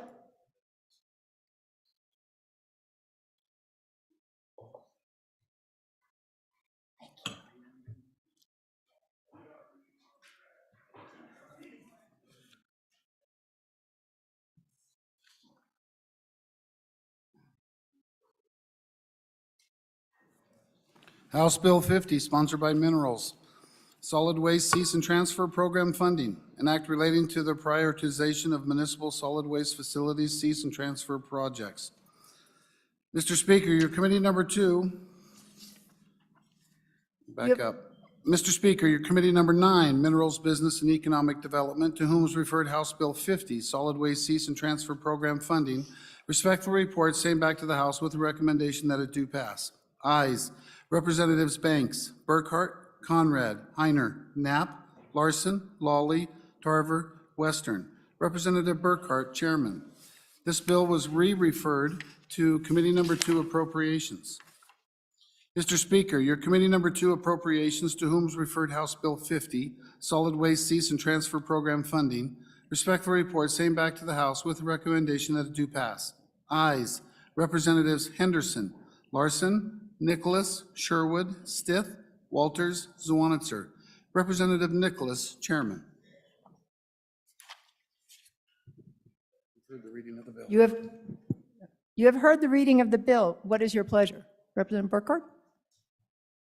Thank you, Madam Chairwoman. I move that when the Committee of the Whole rises to report, it do so with a recommendation that House Bill 50, Solid Waste Cease and Transfer Program Funding, do pass, and I turn explanation of the bill over to the good representative from District 27. Madam Chairman, I bring House Bill 50, Solid Waste Cease and Transfer Program Funding. Now, for many of you returning and very seasoned, good representatives, you are very familiar with this bill because it comes before you every year and has for the past 10 years. But for the benefit of my freshman class, the good representatives of that class, I'd like to take a minute to offer you a little bit of history and background that helped me understand this bill. So prior to 2013, the federal government ordered all landfills that had some groundwater contamination issues to be closed. Now, as you can imagine, this created some issues for smaller communities. The cost of complying with that federal mandate was beyond the financial capabilities of those small communities in Wyoming. So in 2013, the legislature passed an act, and it created a municipal solid waste cease and transfer program, which was specifically designed to help smaller communities with problems of landfill groundwater contamination be able to comply with the federal mandate. The act continues to help communities close landfills, that's the cease, and transfer their solid waste to regional landfills by providing funding assistance to those communities for eligible project costs. After the initial act was passed, the Wyoming Department of Environmental Quality prepared a prioritized list of qualified projects for the program. That initial list included 52 potentially eligible projects. Each year, the legislature reviews the revised DEQ recommendations and determines the next year's priorities. House Bill 50 revises the priority list to 18 projects, that's progress, 8 transfer station projects, and 10 closure projects. Now, the new priority list specifically has 3 modifications from last year. 2 of those modifications relate to 2 facilities who there's an increase in price, an amount allocated to those projects based on actual engineering estimates. The third modification is the removal of a facility that has already received its funding. This bill requires no additional appropriation, and it repeals 2002 Wyoming Session Law, Chapter 11. I ask for your favorable consideration of House Bill 50. And with that, Madam Chairman, I stand ready for questions. Thank you, Madam Lally. Is there any other discussion of the bill? Seeing none? Question being called. All those in favor of Representative Lawley's motion that when the committee of the whole rises to report, it do so with the recommendation that Bill, Chairman Burkhart, excuse me. Question being called. All those in favor of Chairman Burkhart's motion that when the committee of the whole rises to report, it do so with the recommendation that Bill number 50 do pass, please say aye. Aye. Those opposed? House Bill 50 has passed the committee of the whole. The next bill for our consideration is House Bill 61. House Bill 61, sponsored by Minerals. Source material associated with mining agreement, an act relating to environmental quality. Mr. Speaker, your committee number 9, Minerals, Business and Economic Development, to whom is referred House Bill 61, source material associated with mining agreement. Respectful report, same back to the House with the recommendation that it do pass with the following amendments. Ayes. Representatives Banks, Burkhart, Conrad, Heiner, Knapp, Larson, Lawley, Tarver, Western. Representative Burkhart, Chairman. This bill was re-referred to Committee Number 2, Appropriations. Mr. Speaker, your Committee Number 2, Appropriations, to whom is referred House Bill 61, source material associated with mining agreement. Respectful report, same back to the House with the recommendation that it do pass. Ayes. Representatives Henderson, Larson, Nicholas, Sherwood, Stith, Walters, Swanitzer. Representative Nicholas, Chairman. You have heard the reading of the bill. What is your pleasure? Mr. Chairman. Thank you, Madam Chairwoman. I move that when the committee of the whole rise to report, it do so with a recommendation that House Bill 61, source material associated with mining agreement, do pass, and I further move the adoption of the Standing Committee amendment, and I will explain both the bill and the amendment myself. So, members of the 67th, a little bit of background on this bill. This bill is really aimed at our rare earth industry here in Wyoming. Rare earths are, well, they're not actually that rare, but concentrated deposits are. Wyoming has several of these, probably one that would put it in the top third, if not the best in the world. Wyoming wishes to develop these and that. Rare earths are things that they're difficult to pronounce, but I'll tell you, each one of your cell phones has probably 12 of them in it. Your computers have numerous ones. All these wind turbines have about 750 pounds of them to operate those turbines. The so-called rare earth magnets are an example. Historically, the United States was the leader in this industry up until about the 70s, and then we're overtaken by China. Currently, China has the world's largest production of them and practically the only processing in the world. The ones in Wyoming, like I said, our deposits are fantastic. We currently have a demonstration plant in the construction phase, and the future is really bright for them. Some of those companies have indicated they want to vertically integrate the entire industry here in Wyoming. We mine the ore, and the only thing that leaves is a finished product. One thing with rare earths is they also come with some radioactive material as a byproduct. Not a lot, but enough that it impacts the laws of the Nuclear Regulatory Commission. The Nuclear Regulatory Commission has some strange rules. If we think some of ours are odd, at times theirs are very odd. Currently, Wyoming is an agreement state with the Nuclear Regulatory Commission to license uranium mining, thorium mining, and the milling of both of those. However, the radioactive byproducts of uranium and thorium from rare earths take a separate license from the NRC. So what this bill does is allows the state to go forward to, again, become an agreement state for the licensing of those byproduct materials. It allows the chief executive, and I'll go through the bill, which you have, but the highlights, there's a lot of wording in here, and a lot of it's redundant. The Department of Environmental Quality serves as the lead agency for all of this. The bill authorizes the governor to proceed and to seek agreement state status.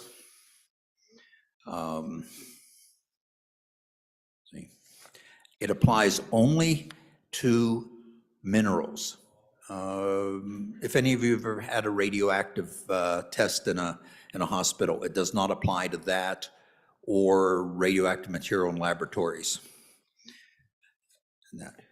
It authorizes the director to allow the issuance of licenses and gives them rulemaking to control the use of those licenses.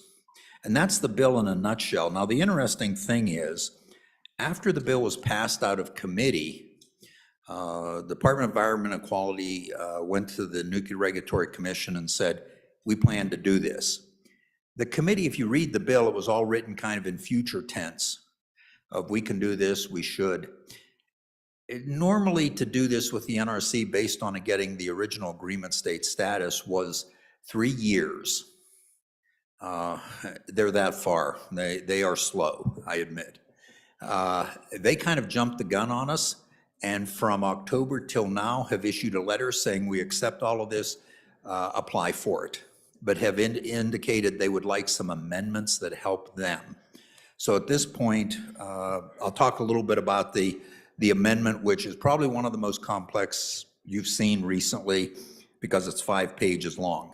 If you look at that amendment, the bulk of that amendment is on page 1, and it indicates that the governor's authorized to act on behalf of the state to meet those requirements to seek agreement state status, and that for the purpose of this agreement, it covers pretty much all mineral resources that may have a byproduct.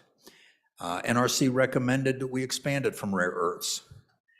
For example, vanadium is a very valuable alloying metal, but it generally comes with uranium, so if we ever mine vanadium and need a source material license for the uranium that comes with it, we would be able to do that. Then if you look on page 2 of the amendment, and I go right to line 5, it says delete line through processing and insert, and 2, the source material recovered from any mineral resource processed primarily for purposes other than obtaining the source material content, which means it's a byproduct. It's just the NRC's way of saying it's a byproduct. That language continues through numerous sections in the bill because of the way the NRC wants it. The other part is, if you look, page 3 of the amendment, line 8, deletes page 4, lines 14 through 21, which is a new section F, because the first page of the amendment covers all of that in a much more compact manner. The next part then is to go over to line 8, where it again indicates that where the source material comes from. And that really, when you look at it, is the amendment in a nutshell. The other thing the bill does is gives the Department of Environmental Quality 2 people and an appropriation to get the program started. And what the NRC did was said, amend your current agreement state agreement, don't write a new one. So thus the change in the amendment. All of this will be paid for by the mines as they mine and get their license. That's the current way we do it. In effect, industry is paying for this. This money and the appropriation is merely to stand up the program and eventually comes back to the state. And with that, I will stand for any questions. You have heard the motion on the standing committee amendment. Are you ready for the question? Question having been called, all those in favor, say aye. Aye. Opposed, no. Standing committee amendment has been adopted. We're back on the bill. Representative Brown. Thank you, Madam Chairwoman. Just a quick question on this. When the NRC agreement was originally stood up, there was expected to be a significant return to specifically the businesses that were going to be doing the nuclear mining and whatnot. I'm just kind of curious out of this. I know that they're going to be paying for this and all this is going to be going through. Was there any discussion from the committee on what the potential net benefit to the state of Wyoming for money is going to be on this?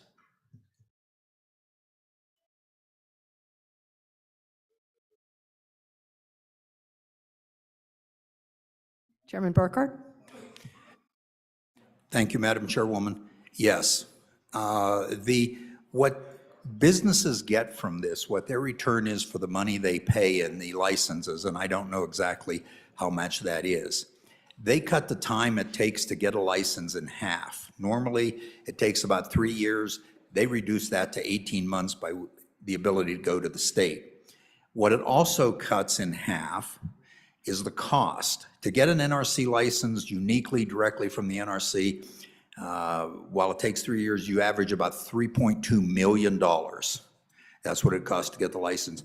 Working through the state is about $1.6 million. So they pay the fee to a state, they get that hefty discount. The state has a program that funds itself.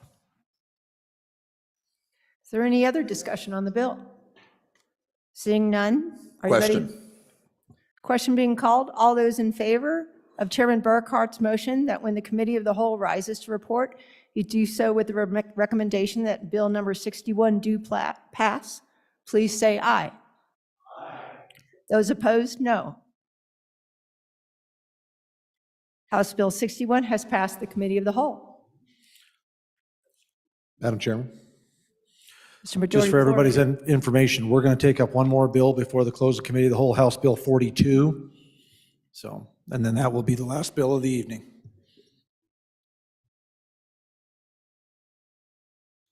So, right, 42 is next. The next bill for our consideration is House Bill 42. The reading clerk will read the bill. House Bill 42, sponsored by Transportation, Off-Road Recreational Vehicle Operation, an act relating to motor vehicles. Mr. Speaker, your committee number 9, Minerals, Business, and Economic Development, to whom is referred House Bill 42, Off-Road Recreational Vehicle Operation, respectfully report same back to the House with the recommendation that it do pass with the following amendments. Ayes, Representatives Banks, Burkhart, Conrad, Heiner, Knapp, Larson, Lawley, Tarver, Western. Representative Burkhart, Chairman. You have heard the reading of the bill. What is your pleasure? Chairman Burkhart. Chairman Burkhart, sorry. Thank you, Madam Chairwoman. I move that when the committee of the whole rise to report, it do so with a recommendation that House Bill 42 do pass. And I turn the explanation over to the good representative from District 49. And there's an amendment? Okay. I further move the standing committee amendment and turn both the bill and the amendment over to the representative from District 49 to tell you about it. Representative Berger. Thank you, Mr. Chairman. Thank you, Madam Chairwoman. Appreciate it. So House Bill 42, this came to light when the Southwest Wyoming Off-Road Trails, also known as SWAT, the group reached out to state parks with an economic development idea to connect Southwest Wyoming communities. So this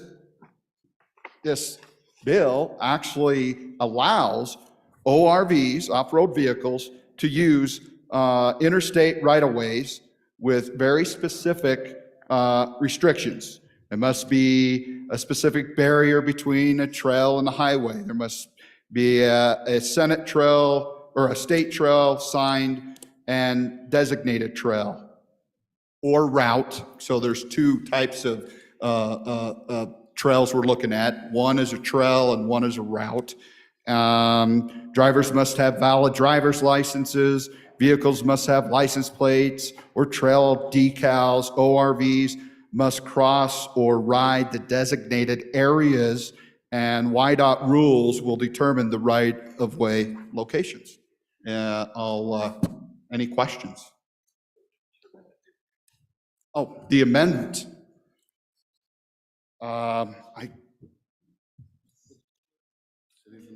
Here's the amendment. This is a good. I guess it deletes and insert, right?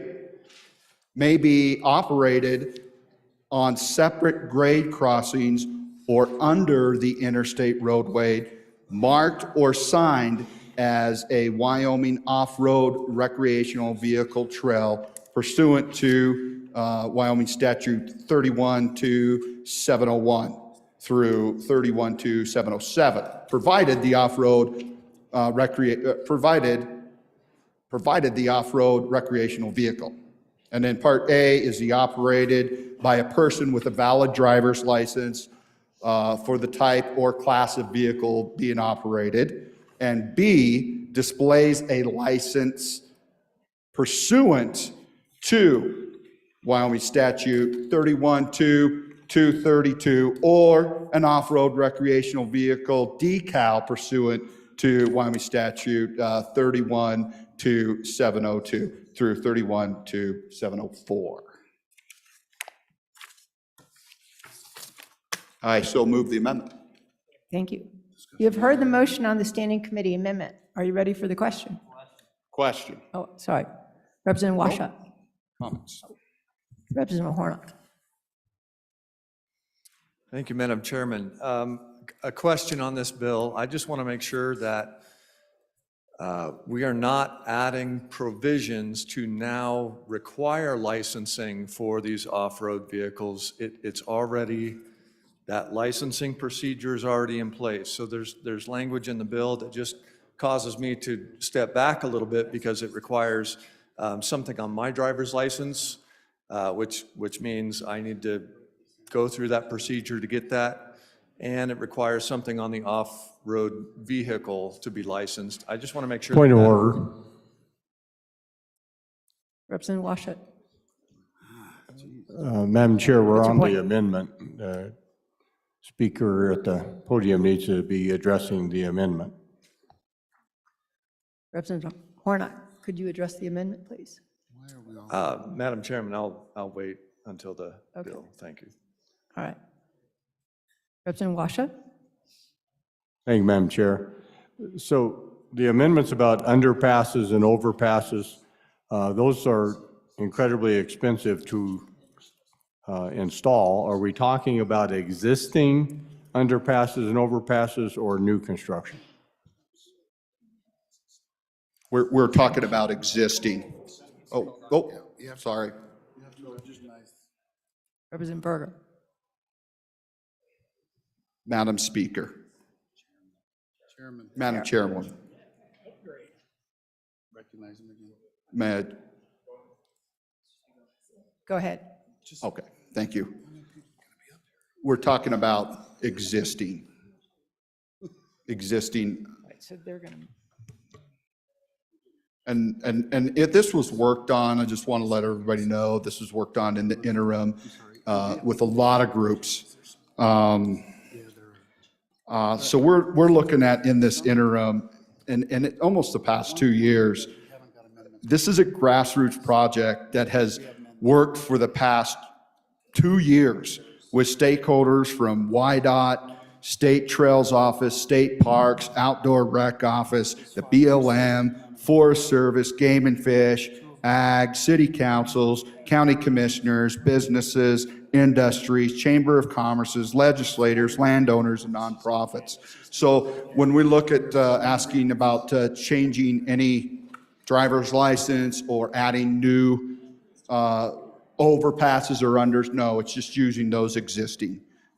And there's also a bill that's going to codify this. It's over in the Senate that's about licensing. Oh, okay, sorry. I guess.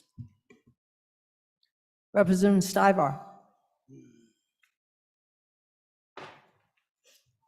I'd like to get a little more explanation on this, on the safety aspects of them going down the highway. Under the highway, I worked on this bill in transportation, in the committee during the intern.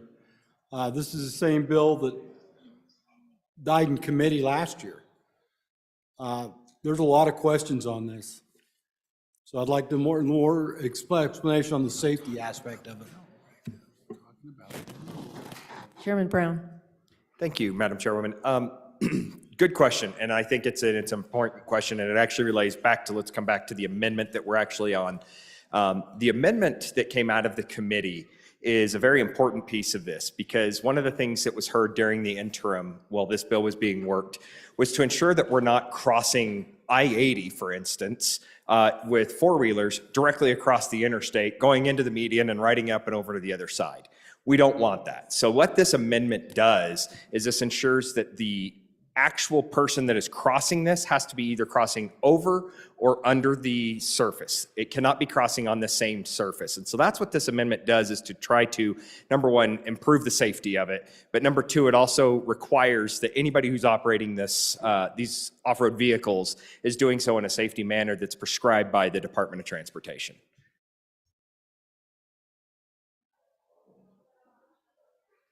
Representative Larson. Thank you, Madam Chairman.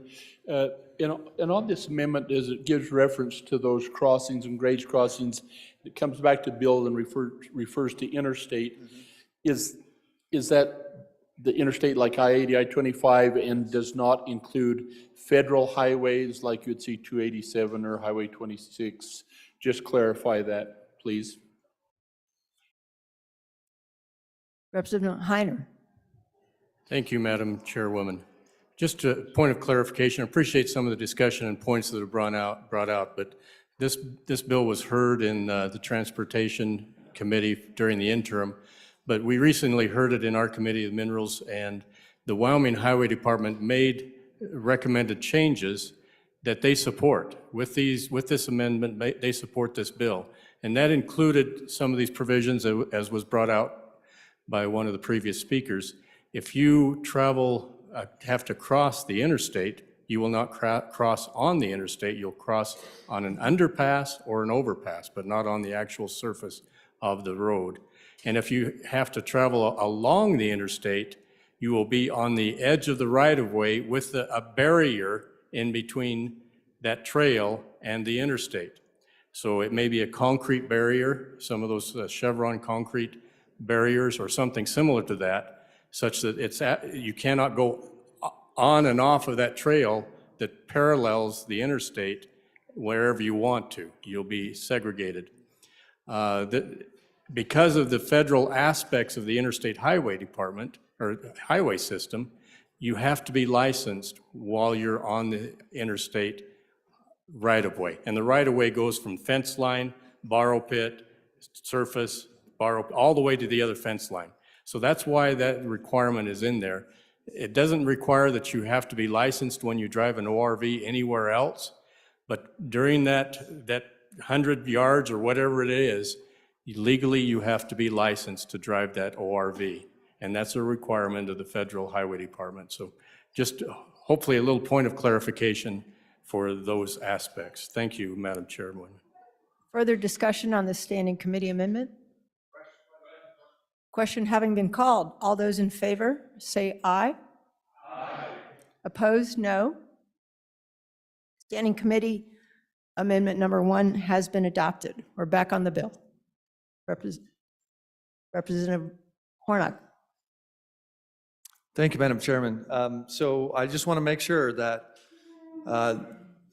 two things aren't going to happen, that we're not going to require a special endorsement on our license plates to go tool around on our four-wheelers.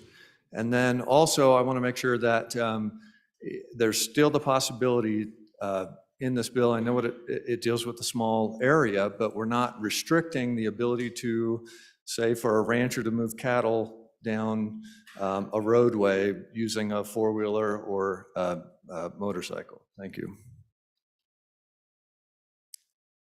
Chairman Brown. Thank you, Madam Chairwoman. To answer those questions directly, number one, no, this has nothing to do with the ORV permitting process or anything along those lines. All we're simply saying is that if you are going to be operating in the right-of-way, you're basically applying the Federal Highway Administration's rules and regulations on a licensed vehicle as well as being a licensed driver. So nothing different there. But and then also, if you're not on those particular areas, if you're still operating it, you still abide by current state law. There's nothing expanding that particular area of law, what we're doing with this. And then the second one is you're not going to have any restriction on that as far as a rancher moving cattle or anything along those lines. In the particular case that you're riding in the right-of-way. If you're riding along the interstate right-of-way, you're going to have a barrier area that's going to be required to be riding within. That's if you're riding in an ORV. If you're not riding in that ORV and you're, say, moving cattle up and down 287 or whatever the case may be, the counties may have certain rules and regulations on those as well, but it would not have, this does not have anything that would impact that. Representative Burr, anything else? Any other discussion? Question being called. All those in favor of Representative Berger's motion that when the committee of the whole rises to report, it do so with a recommendation that bill number 42 do pass. Please say aye. Aye. Those opposed, say no. House Bill 42 has passed the committee of the whole. Mr. Majority Floor Leader. Madam Chairman, I move the committee of the whole rise and report.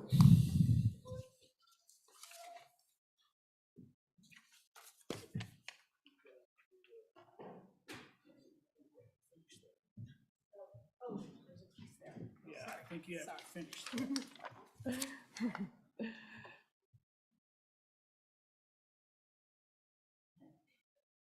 You have heard the motion. All of those in favor say aye. Aye. Opposed? No. The motion carries. All right, now I get to.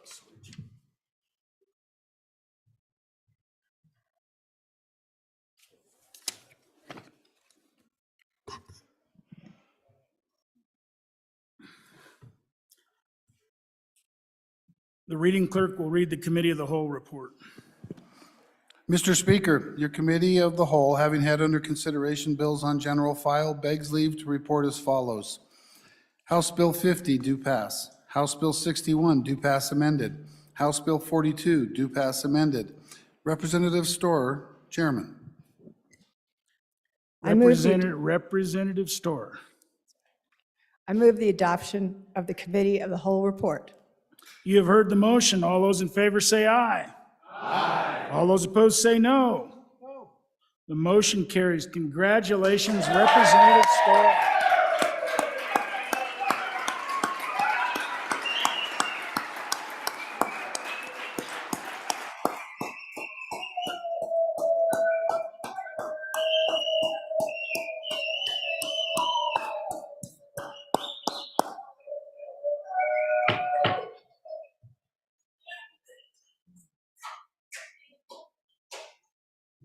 I'm going to do some report from standing committees.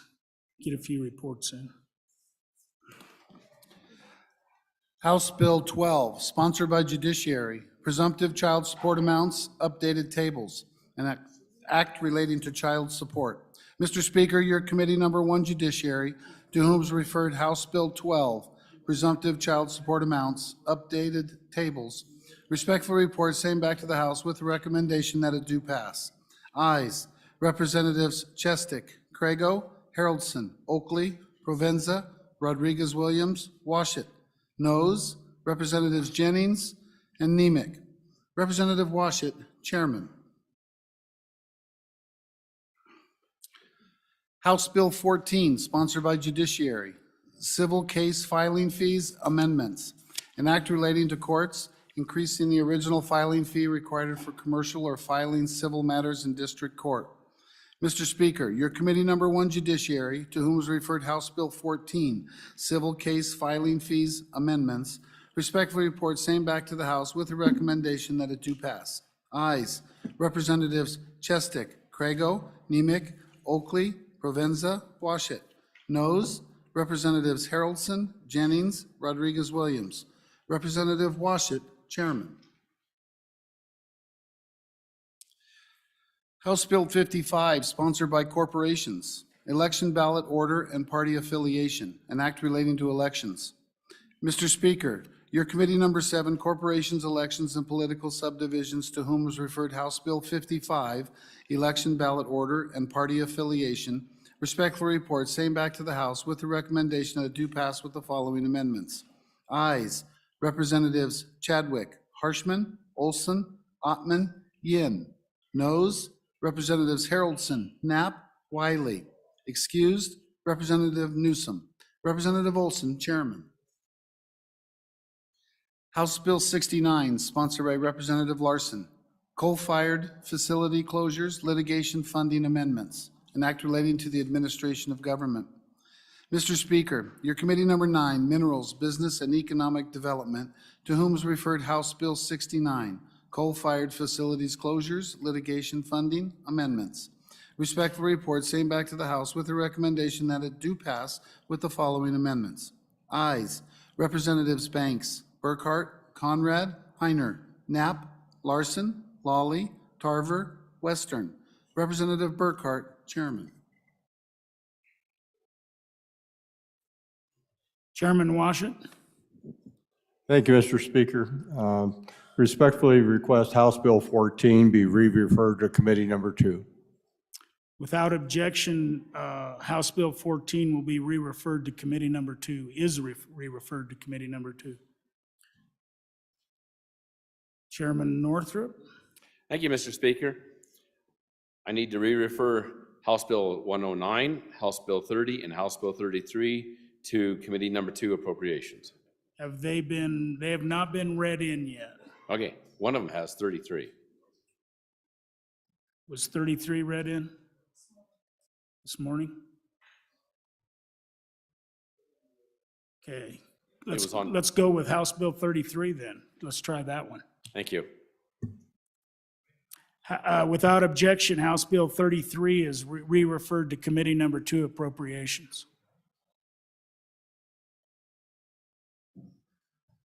We're going to double check. We're going to make sure we have this right. So hang with me. And then the next thing will be Mr. Majority Floor Leader.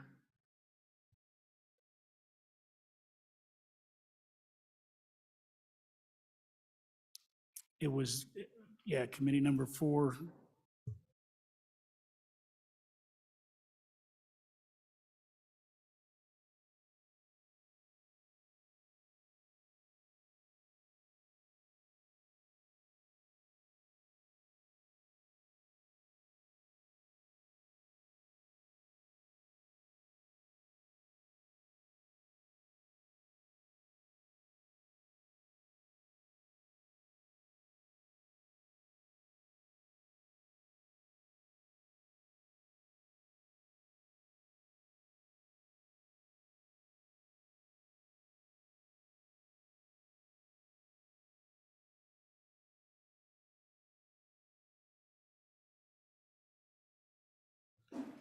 Okay, Mr. Majority Floor Leader.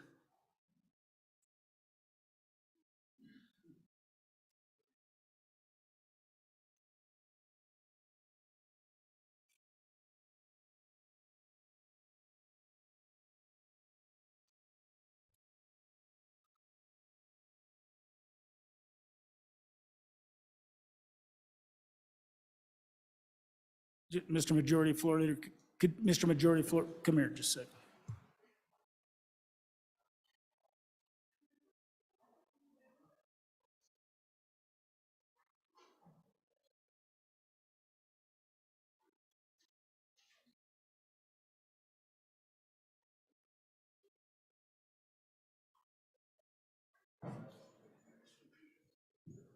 Mr. Majority Floor Leader.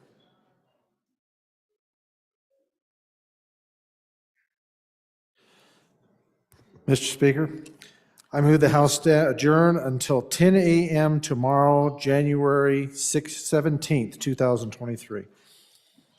You've heard the motion. Committee announcements first, and then I'll finish the motion. Committee announcements.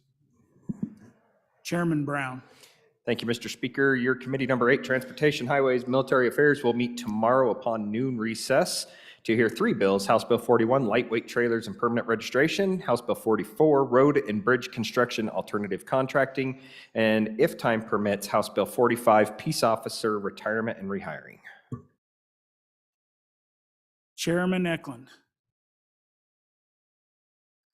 Mr. Speaker, your committee number 5 will meet in the morning at 8 o'clock. We'll work one bill, and that's the omnibus water bill construction.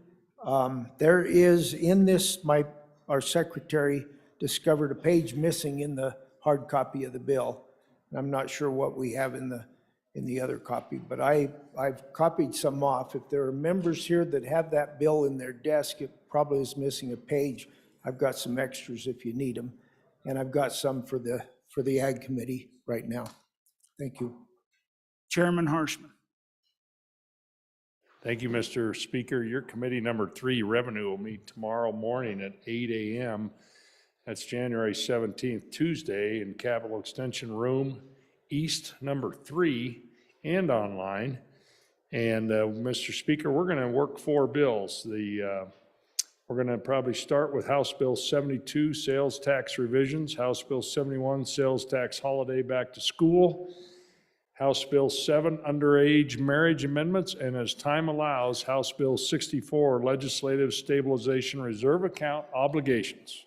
Thank you, Mr. Speaker. Chairman Nicholas, Majority Whip Western, would you come up here? But Chairman Nicholas, please go ahead. Thank you, Mr. Speaker. Your House Appropriations will work House Bill 24 and 26 on adjournment, and we will also do a re-referral of House Bill 33. On Tuesday, that's tomorrow, at noon, we will do re-referrals, House Bill 4, House Bill 11, House Bill 65. And on adjournment, your joint appropriations will review the ARPA bill and the CAPCON bill. That'll be on adjournment tomorrow.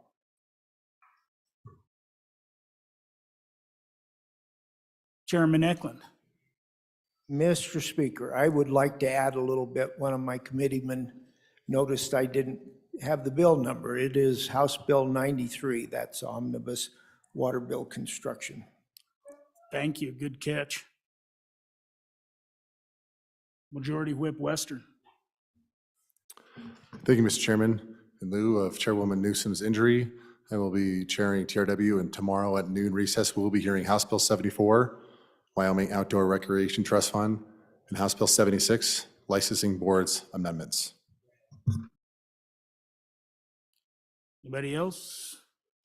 Mr. Majority Floor Leader, maybe you got a cow list for the group.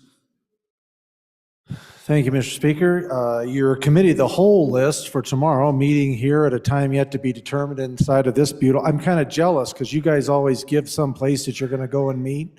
Well, all I've got's this. So your committee of the whole will be meeting in this very chamber at a time yet to be determined how to consider House Bills 31, House Bill number 3, House Bill 47, and House Bill 62.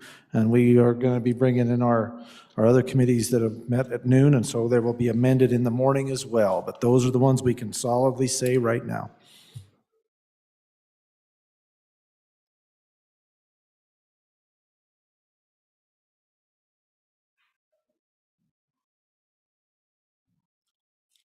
You've heard the Majority Floor Leader's motion. All those in favor signify by saying aye. Aye. All those opposed?